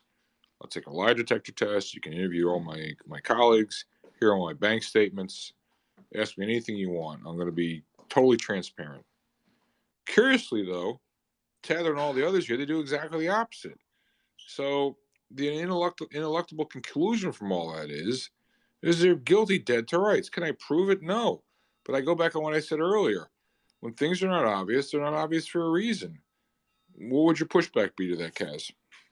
No, I don't have a pushback. My pushback is that I tried to. Essentially, my role was when, as Bitfinex described it, is I saw Bitfinex had to leave the space in 2018 at some point, and my co-host Bennett Tomlin and I both simultaneously but separately felt the need to fill this gap in the critical and skeptical realm of what is going on with Tether. And I think I have never gotten a reasonable answer for what's going on with Tether. Ever. I've gotten fake assurances, I've gotten lies, deception, and I've gotten a bunch of nonsense that doesn't make sense to anybody at all. Like, it doesn't matter if you're a traditional finance, been involved with this for 30 years, somebody new, somebody who knows nothing about finance. I try to explain it. Nobody understands it in any way that makes sense. So, you know what? I have no pushback. Everyone should be asking a million questions about it, and nothing until they provide us every snippet of their balance sheet and show us exactly how they got there from 2017 to now. It won't work. It doesn't work for me. And Kaz, part of the problem is if this was like a regularly traded security, if it was a stock or a bond, and suspicion started to increase, the price of the bond will go down, the interest rate will go up, the price of stock will go down, the cost of capital will go up. Problem is, this whole thing is smoke and mirrors. You can't really short Tether.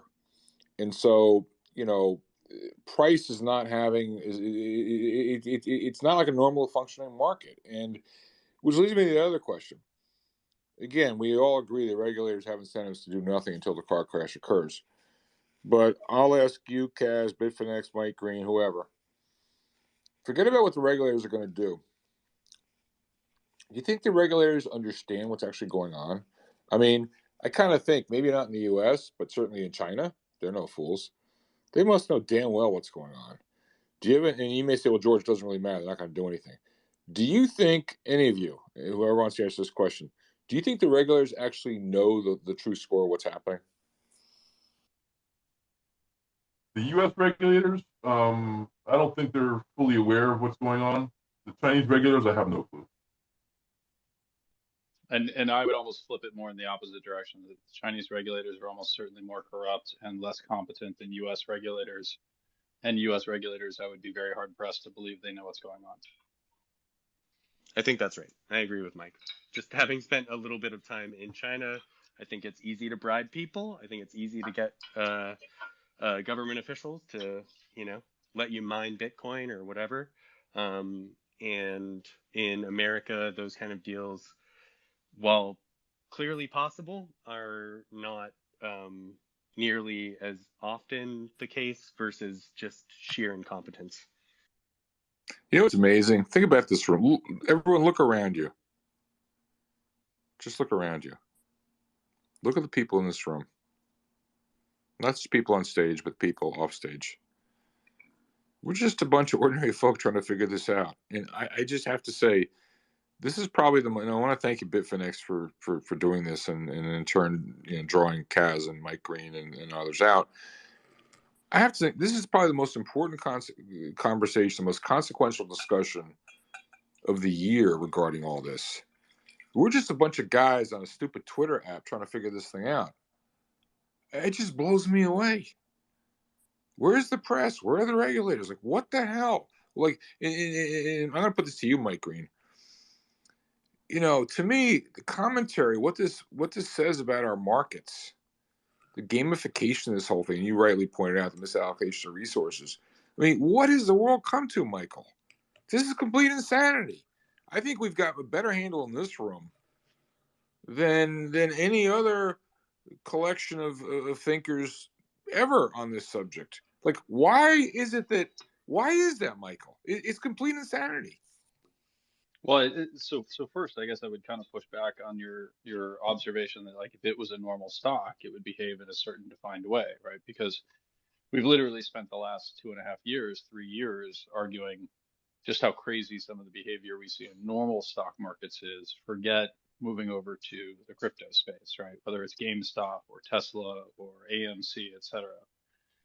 So I think the rot runs much deeper than that. And I think, unfortunately, what you're seeing within crypto, and this has been the argument I've made for a very long time, is it's the same type of inelasticity, right? This inability to spool up supply in the face of an increase in demand, right? By getting a secondary market seller to sell, right? Getting Peter Lynch to dump a stock that goes up way too much in price, right? If that doesn't exist because the dominant purchasing pattern in a market is to buy more when things go higher and to spend more of your budget when things go higher under a belief system that the markets just operate magically by themselves, this is the outcome, right? Like, who's to say what the right answer is?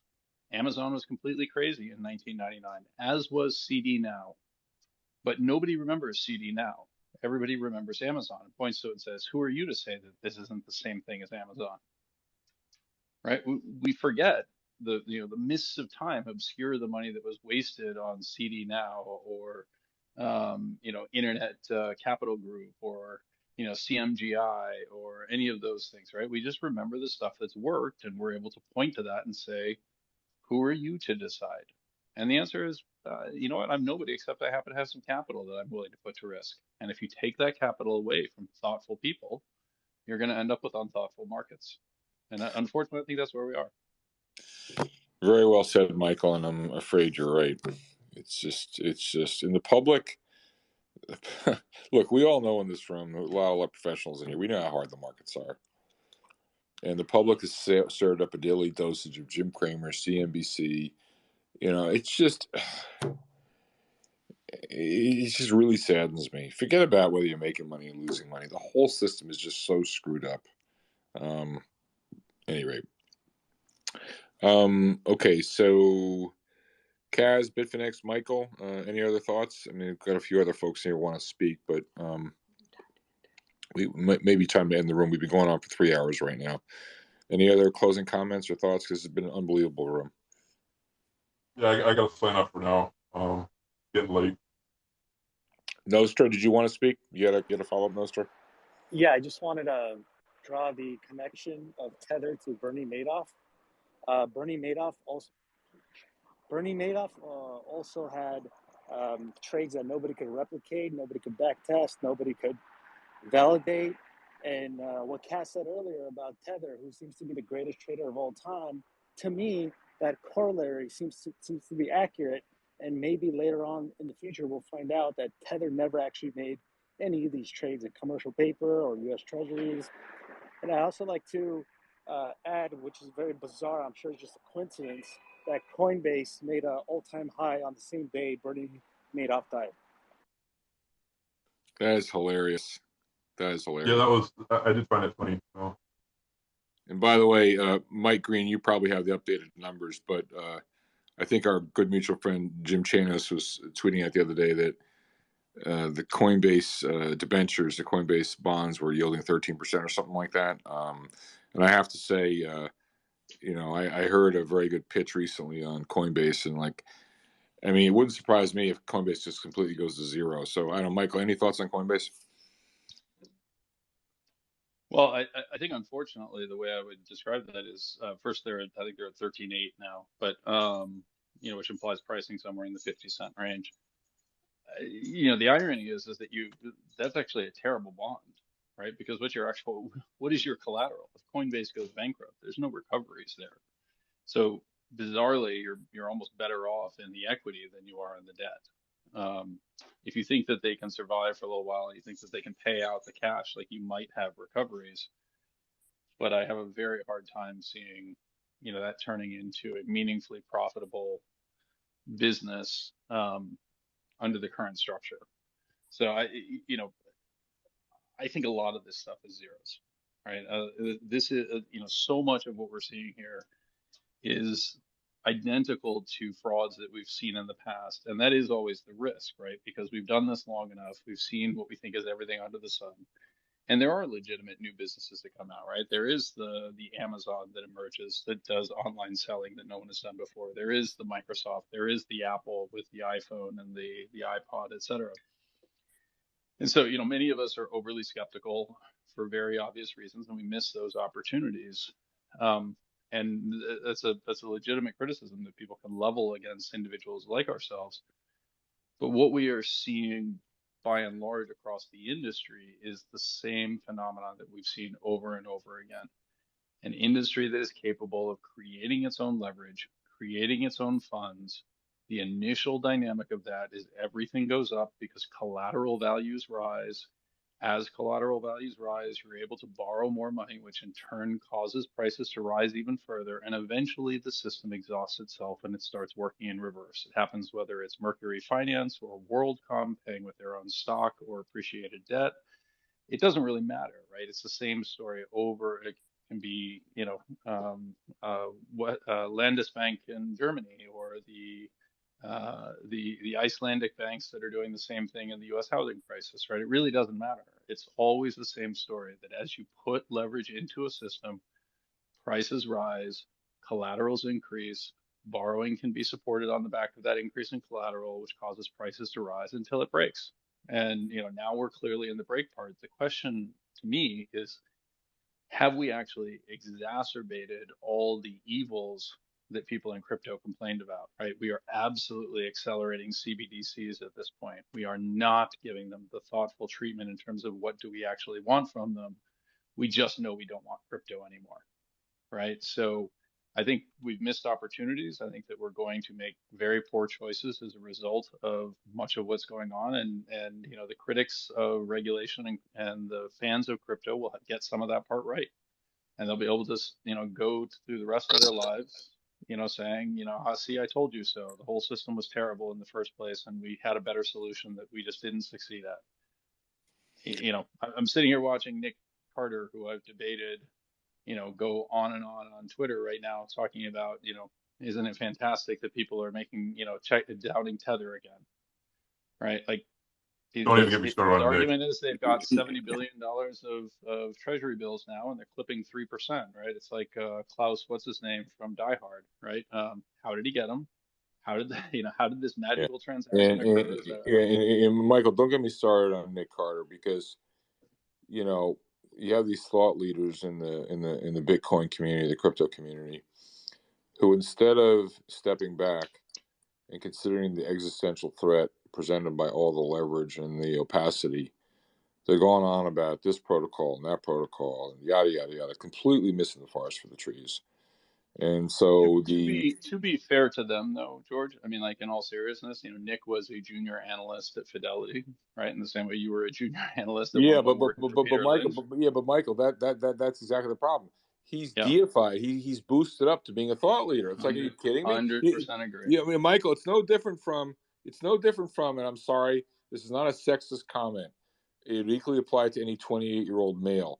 But has anyone, I'm sure, Michael, what's your reaction? Because you're more politic than I am. You're more well-spoken, all right? What is your reaction when you saw a photograph of that 28-year-old math major who's the CEO of FTX? What was your reaction to that, Michael? What does it say about the system? To me, it didn't say anything, right? I mean, the future belongs to the young, and that pisses those of us who are old enough to know better off. And her physical appearance or the fact that she rose that quickly, you know, to me it doesn't really change anything. Well, But Michael, I beg to differ with you, my friend. I mean, it's no different than, and Bitfinex will correct me, the scumbag guy, the physician who, okay, wasn't a female and he was 45, not 28. He was a male and he was 45. The guy who got busted, Bitfinex and cows, you'll know who I'm talking about. I forget the guy's name. The guy who was Alex Mashinsky or Carlo Damasceni or no. It was some No, other no, guy. he's talking about the guy who was hired as the doctor for the staff of Alameda and FTX, and then divulged all of their like drug use. prescriptions Yeah. and like broke every rule imaginable. Like I don't know, guy's a scumbag. Yeah, Kaz, thank you for that. I wasn't even thinking about that guy. I'm thinking about the guy. You know who I'm talking about. It was one of the big thinkers at Tether a few years back. The guy I think was a physician in a prior life. He'd gotten Oh, you're talking busted. about Giancarlo. Yeah, Yeah, Giancarlo. Giancarlo. I mean, it was Giancarlo. Okay, so Michael, with respect, it's got nothing to do with age, it's nothing to do with sex. It's just 10,000 hours. Do the work. I mean, the fact that Oh, that's scum. yeah. You know, Totally agree with that point. That's why I was saying, I like it, the way that she physically appears or her sex doesn't make any difference no, to me no. whatsoever. I don't mean to. It's got nothing. She could be a male. She could Yeah, be 45 years old. It's not the point. right. The point is that whether it's her, or it's Giancarlo or Tether or whatever. It's like that speaks volumes to me. I mean, we literally We're going to break capital. We're breaking markets at this rate. I mean, this is really sad. Really sad. No, and look, that's exactly the point that I keep making. Is this that this runs much deeper. I think we've already broken markets. There's a chance, increasingly slim, that we'll be able to retain them. But I just think this runs much deeper, as you know. Like Michael, you my and I my agree on fears this, of and it's truly sad to think what's going to might follow as a result of this. But rather, well, hold on. I see another smart cookie came in the room. I've never spoken to him, but I've listened to him. Dimitri, it's a pleasure to have you here.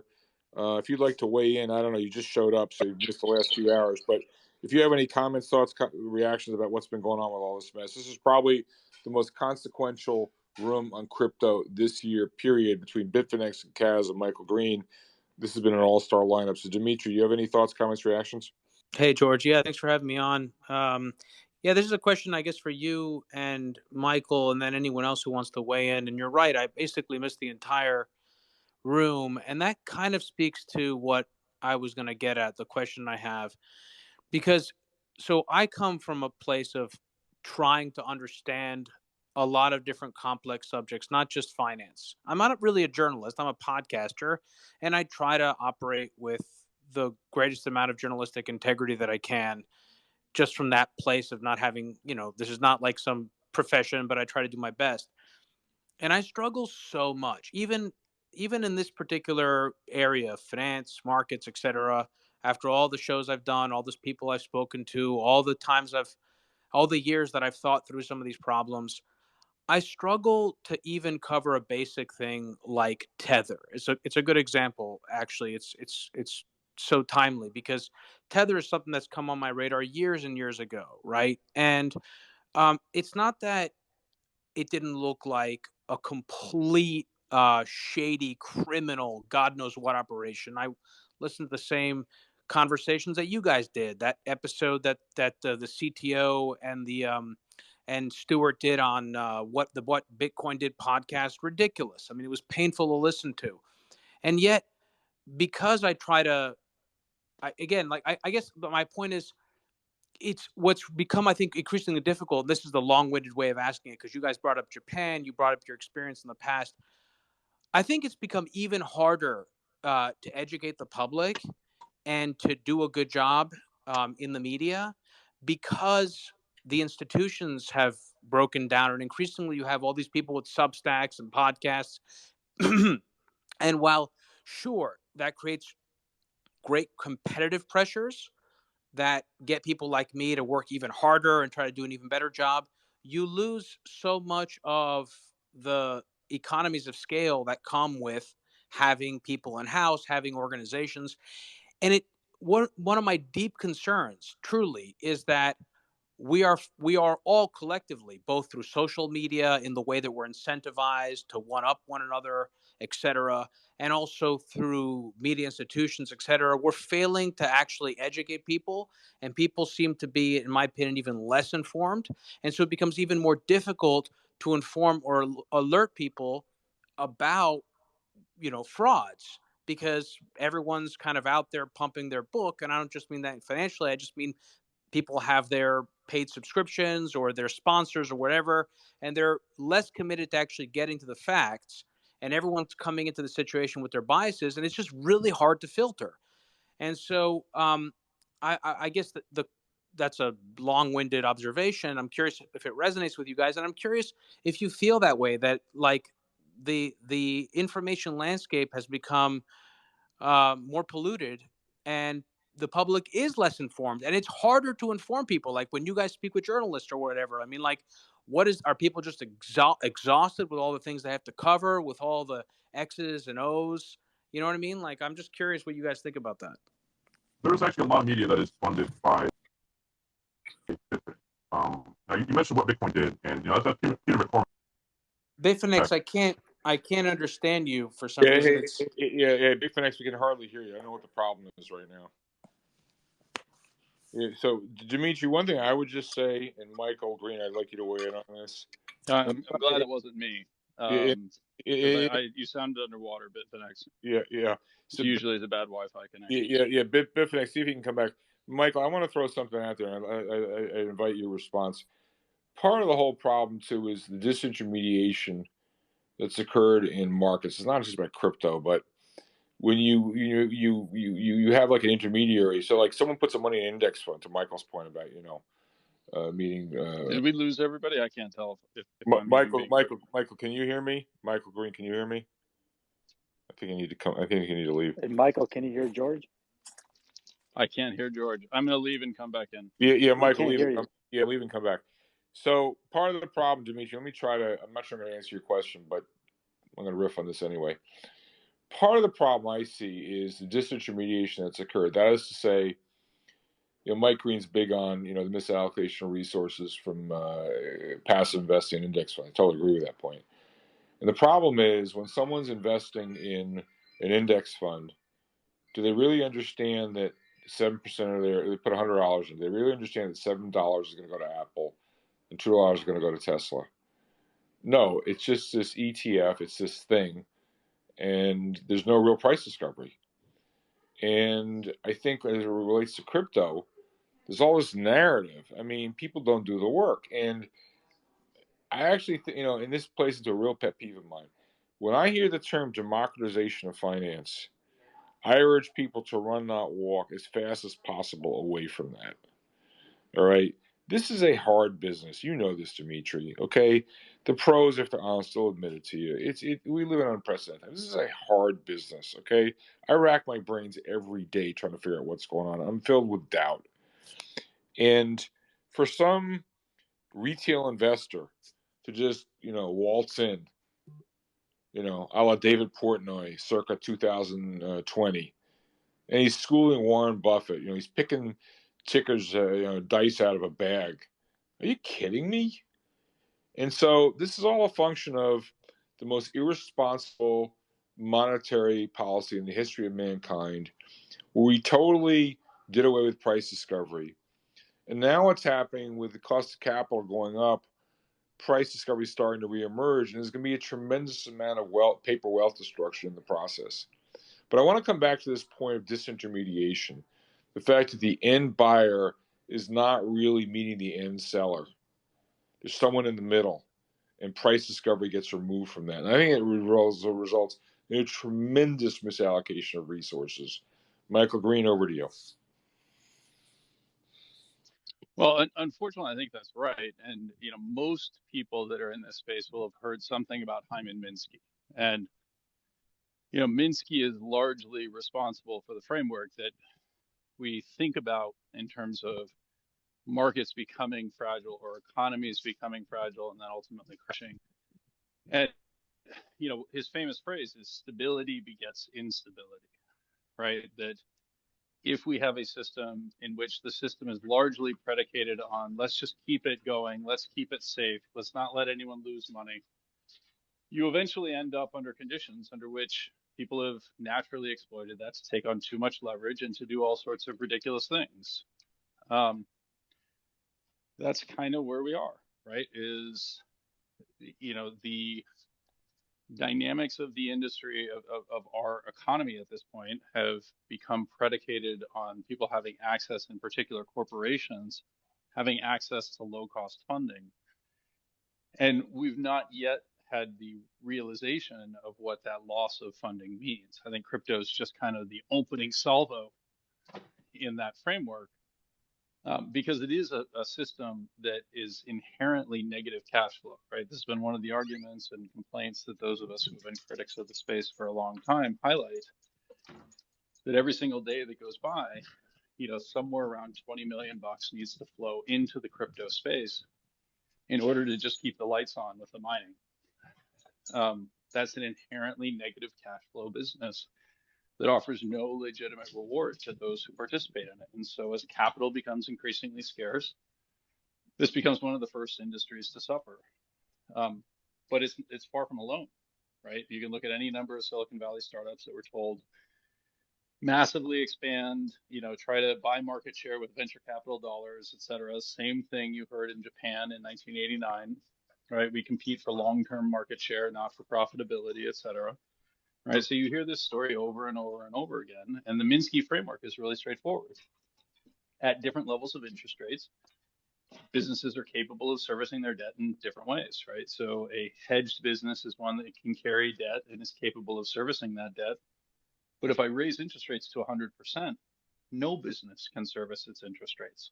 No business can service its debt. And I think that's, you know, so there's a mixture of, we made a lot of bad choices in increasing the fragility of the system for years and years and years. And now we've made a bad choice, in my opinion, by moving so rapidly to try to reverse it, focusing on inflation as compared to stability, that we run a very real risk of destabilizing in a meaningful way. I can't possibly know that, but I'm very concerned about it right now. Thanks, Michael. Very well said. I see we have a couple other questions that showed up, so let's turn to them before we close the room. My good friend Tether to the Black Hole, please unmute yourself. What's on your mind, my friend? All right there, George. Thanks. Guys, I'm going to speak in this accent because I have to hide what I'm doing here, because me and George have worked very closely over the last year and a half, and I just wanted to voice what he said about getting the all the fact that we were talking about the US regulators and the Chinese regulators, or whether they know. The main thing is they would have wanted this to go down on its own. They wouldn't, because of the whole aspect of stay away from crypto, it's not us. The fact that it could pop by itself is perfect for them. And I just want to voice again everything that Bitfinex'ed has done, George, and what you've all done there to raise the awareness. And the amount of people that have been saved is significant. And we work, there's not just myself, there's about 10 of us that work on this here, right? And we work closely with the FT, and the UK ended up putting things in place that stopped banks taking crypto deposits and stopping you from sending money to Binance. And we feel we had a major say in that. And George would tell you, at the end of the day, we helped out with Jim Cramer putting it on CNBC as well. I know he changed his mind in the end, but when it comes to light one day, we'll be able to tell our story about how we were trying to help as many people as possible, George. And, when I brought to light what was on the New York Attorney General when she said Tether were completely lying, and then Jim went, and the main thing about those segments was it was more eyes. But it just goes back to, if crypto was meant to go down on its own, it was perfect for the regulators. I'm pissed off with the regulators as well. Of course I am. I'm fucked off with them. But I just don't know. I feel like if they knew it could go by itself, that was the perfect scenario. So, Tether to the Black Hole, let me ask you, and what he's talking about is basically in the second quarter of 2021, 18 months ago, time flies when we're having fun, he and a bunch of others, I think there were half a dozen of us, a cabal, if you will, we really tried to sound the alarm on Tether and the whole bit. And that's when I entered jihad and had tomatoes thrown at me, and I got to know Kaz and Bennett and everybody else. And we went to various media outlets. We went to Kramer. We went to the FT. And Tether, you're going to correct me. Went to the FT. Went to the Wall Street Journal. I'm forgetting all of them. And it was just remarkable. And we were apoplectic because it was patently obvious. But at a certain point, we said, you know what? We're not going to die on this hill. If the regulators aren't going to do anything, it's just going to have to be left to collapse under its own weight, which eventually it will as the tsunami of liquidity recedes. But I have to say, Tether, I mean, I really appreciate all the work that you did, we did, but it's just remarkable how, the FT, the Journal, CNBC, and I don't know, I forgot who else we went to. They couldn't be bothered. And so, but what goes around comes around. Karma's a bitch. So I thank you for that, Tether. I really do. It's just been a pleasure knowing you. All right, David Newman, you had, I think I'm going to give you Yeah, the yeah. last word. Can you guys hear me? Yes, we can. Okay. I just had one quick question about Fidelity and crypto and what your guys' opinion of that is. And I'll just listen to you guys.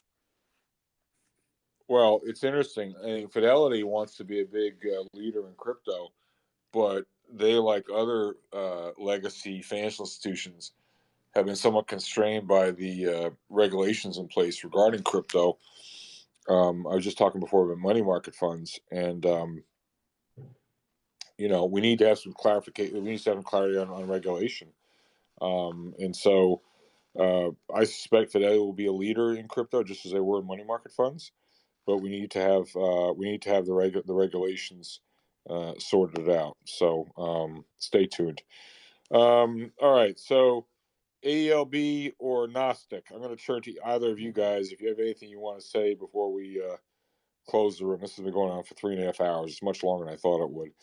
AELB, Gnostic, any closing thoughts on Tether, crypto, Lisa Franks, or anything? Gnostic, over to you. I've enjoyed the space, and we didn't have a dust up until the last minute. And then, it always disappoints me. The Bitcoin people just turn around and go poof.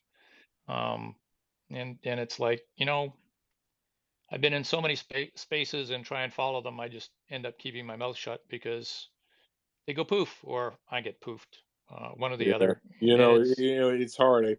I thought if I'm you did. allowed to, I'll give myself some credit for being remarkably restrained. But it's just really hard. They just come in and they want to just, I don't know. They just want to recite the catechism again. It just makes me crazy when they do this stuff. Oh, I like the comparison to the catechism because it's just like, can't and the problem that I find is I go into the spaces, you sit down and you talk to them, and the closest you can get to actually trying to give any financial education is just kind of booted out, and they just don't want to hear it. And I sort of wish I could get Michael in there to sit down and sort of go through it and sort of use his well-worded phrases, and he does do a very good job at it, to sit down and try and get some education into them, because when it crashes, it's going to hurt so much. Yeah, Just so much. I'll just say, because I know I can see you're a friend. We were in the space together yesterday. I think we're on the cusp of just an epic collapse and all this speculative garbage, from crypto to Bitcoin to Tesla to Cathie Wood, all this stuff. It's all going to go, and it's really sad because the public is just going to get completely bagged. Unfortunately, one of the spaces, I brought up education and I got bid at for somebody just biting at me and going, well, that's what the apologists use every time they sit down and go in someplace and they try to get the government to do education. It's just the excuse from the apologists for sitting down and continuing this whole. It's like, wow, where the heck did that one come from? 100%. ALB, parting words. George, I just wanted to share this with you because I'll be frank with you. I'll be honest with you. I was never interested into this Tether BS. I've only I've only known this scam when I listened to you going into confrontation with the CEO. I mean, that podcast, I mean, or clip, and it literally just blew me off. But just listening to the guy, I knew that this thing was a complete scam. I mean, how could you possibly just just give credit to anything that comes out of the mouth of this guy? But in any case, I mean, just out of curiosity, for the first time in my life, I just went into this website and I looked at their supposedly financial reports. And you know me, I'm an experienced CPA, so I mean, this stuff is easy for me, not to brag, but it's what it is. But I look at this and uh, I just scratch my head. What I see in front of me is just, pardon my French, a pile of bullshit. Nothing else, nothing more. And if this doesn't light up in your head and doesn't lead you to the conclusion that you can't trust such organization with savings, then with your savings, I don't know what to say. I frankly don't know what to say. I go back to a few minutes ago. I'm just shaking my head. I'm just really saddened because we're breaking markets. We will break markets. And the regulation that will then follow, the retribution from politicians, the witch hunts, nothing good's going to come out of this. It's all because it's the Wild West and the regulators aren't doing their job. And the more somebody gets away with something, the more imitators it spawns. It's capitalism eating itself. It's really sad. I've said it many times. Investors are going to get an education. The only question is how expensive will it be? They can learn by precept, read in a book, or by experience. It's much more economical to learn by experience. By precept. Unfortunately, everyone's hell-bent on learning by experience. There's no substitute for getting destroyed yourself instead of reading a book. It's really sad. And, ALB, you've spoken about Gnostic, you've spoken about it. You try talking to these people, and they bite your head off. The amount of profanity and nastiness I've had thrown at me, it's funny. People say I get hot. That's nothing compared to the stuff I had to put up with. But who was it? Churchill? I think it once said, Gnostic, you'll correct me. Revenge is a dish best served cold. Well, they're getting what they richly deserve. It's not like we didn't try. But we were all accused of, oh, you don't get it, you're too old, you're this, you're that, you're a boomer. I love that one, boomer. Whenever I hear boomer, it's always a substitute for someone not having anything intelligent to say. It makes me laugh. I've gotten to the point of every time I hear grifter, it's the same thing. Yeah.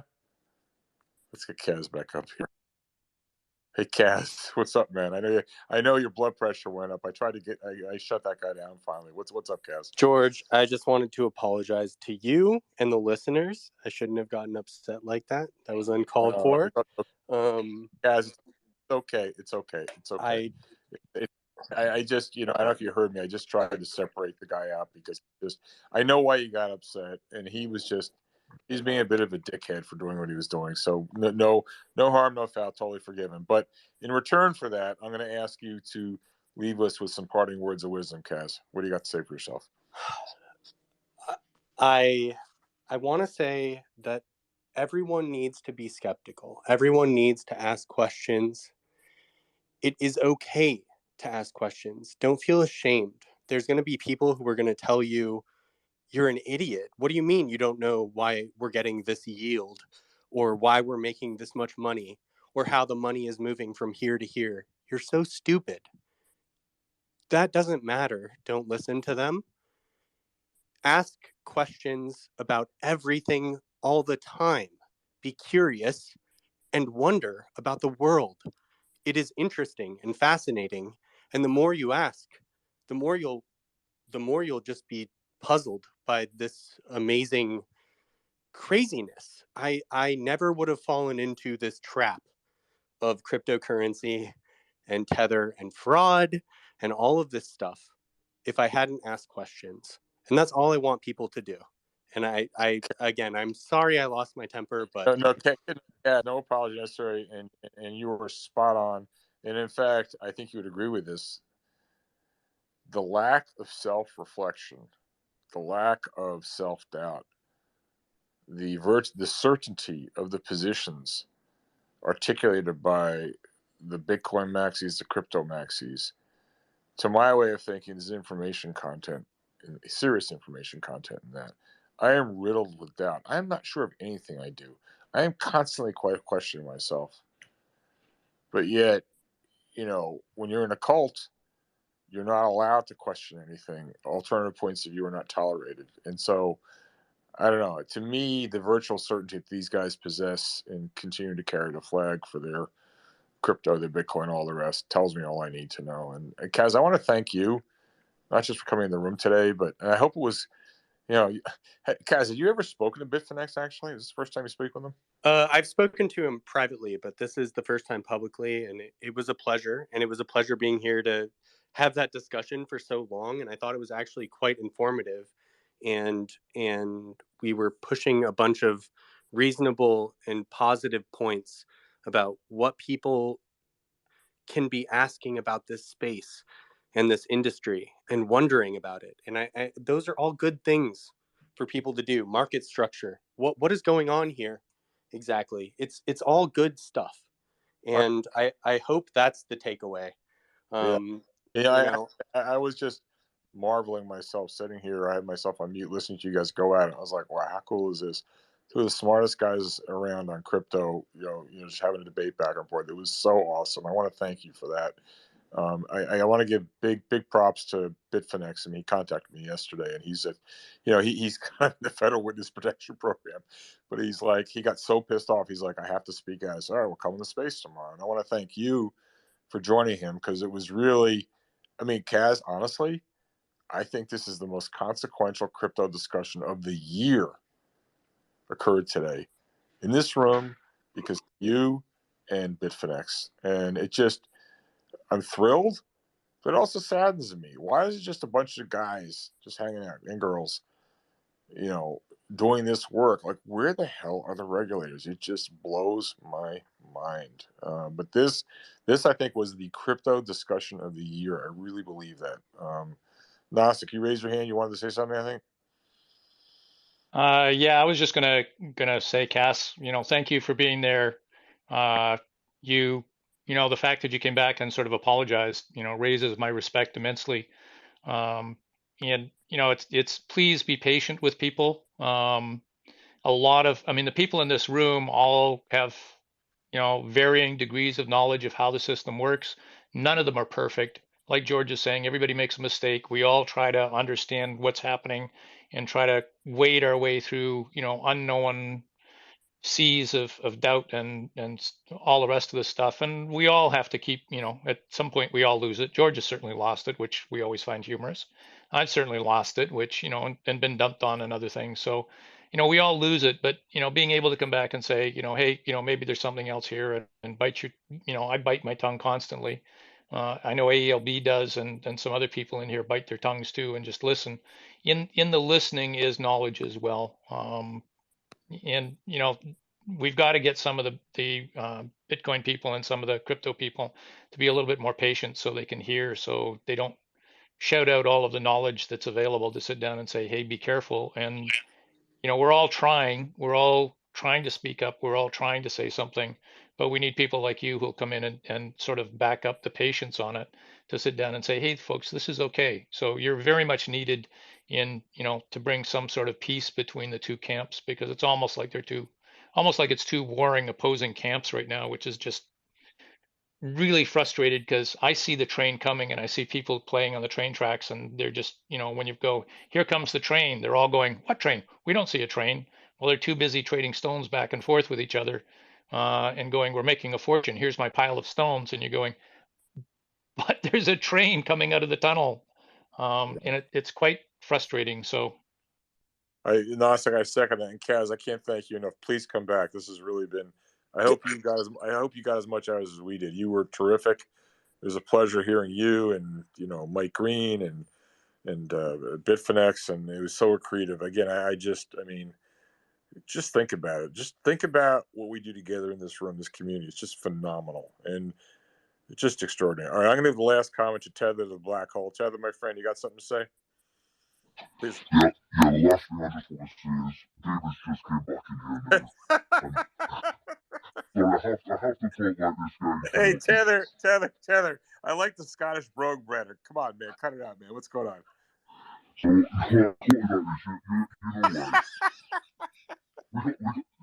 George, we got to tell them one Tether, thing. we can't. Hey, Tether, we can't understand a word you're saying. I'm sorry. Hold on, wait, it's because I'm voice translate. Thing. Hang on, wait there. All right, that's better. What were you gonna say, Tether? Right, sorry. I think I had some weird thing that's meant to hide my voice, but I'll just stick with the Scottish for now. Hey, Tether. One question for you. I know you have friends in Cayman. You have some friends in Cayman, right? Which is sort of like ground zero for all this crypto craziness. What are you hearing from Cayman, Tether? So it's gone quiet. Let's put it that way. It's all gone quiet. I'm afraid, George, I can't really go into too much about that. I'm afraid not yet.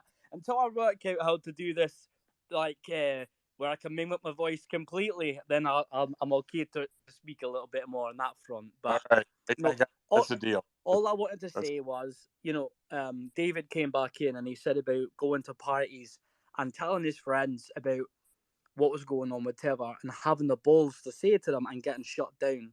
But the fact of the matter is, as everyone's done their part, and it's hats off to the guys who were taking and getting so much shit. Cut them death threats. Bitfinex has to be fucking, he does what he has to do and go undercover because legit people were getting death threats. And the difference now is we have enough numbers behind us, and that's a great thing.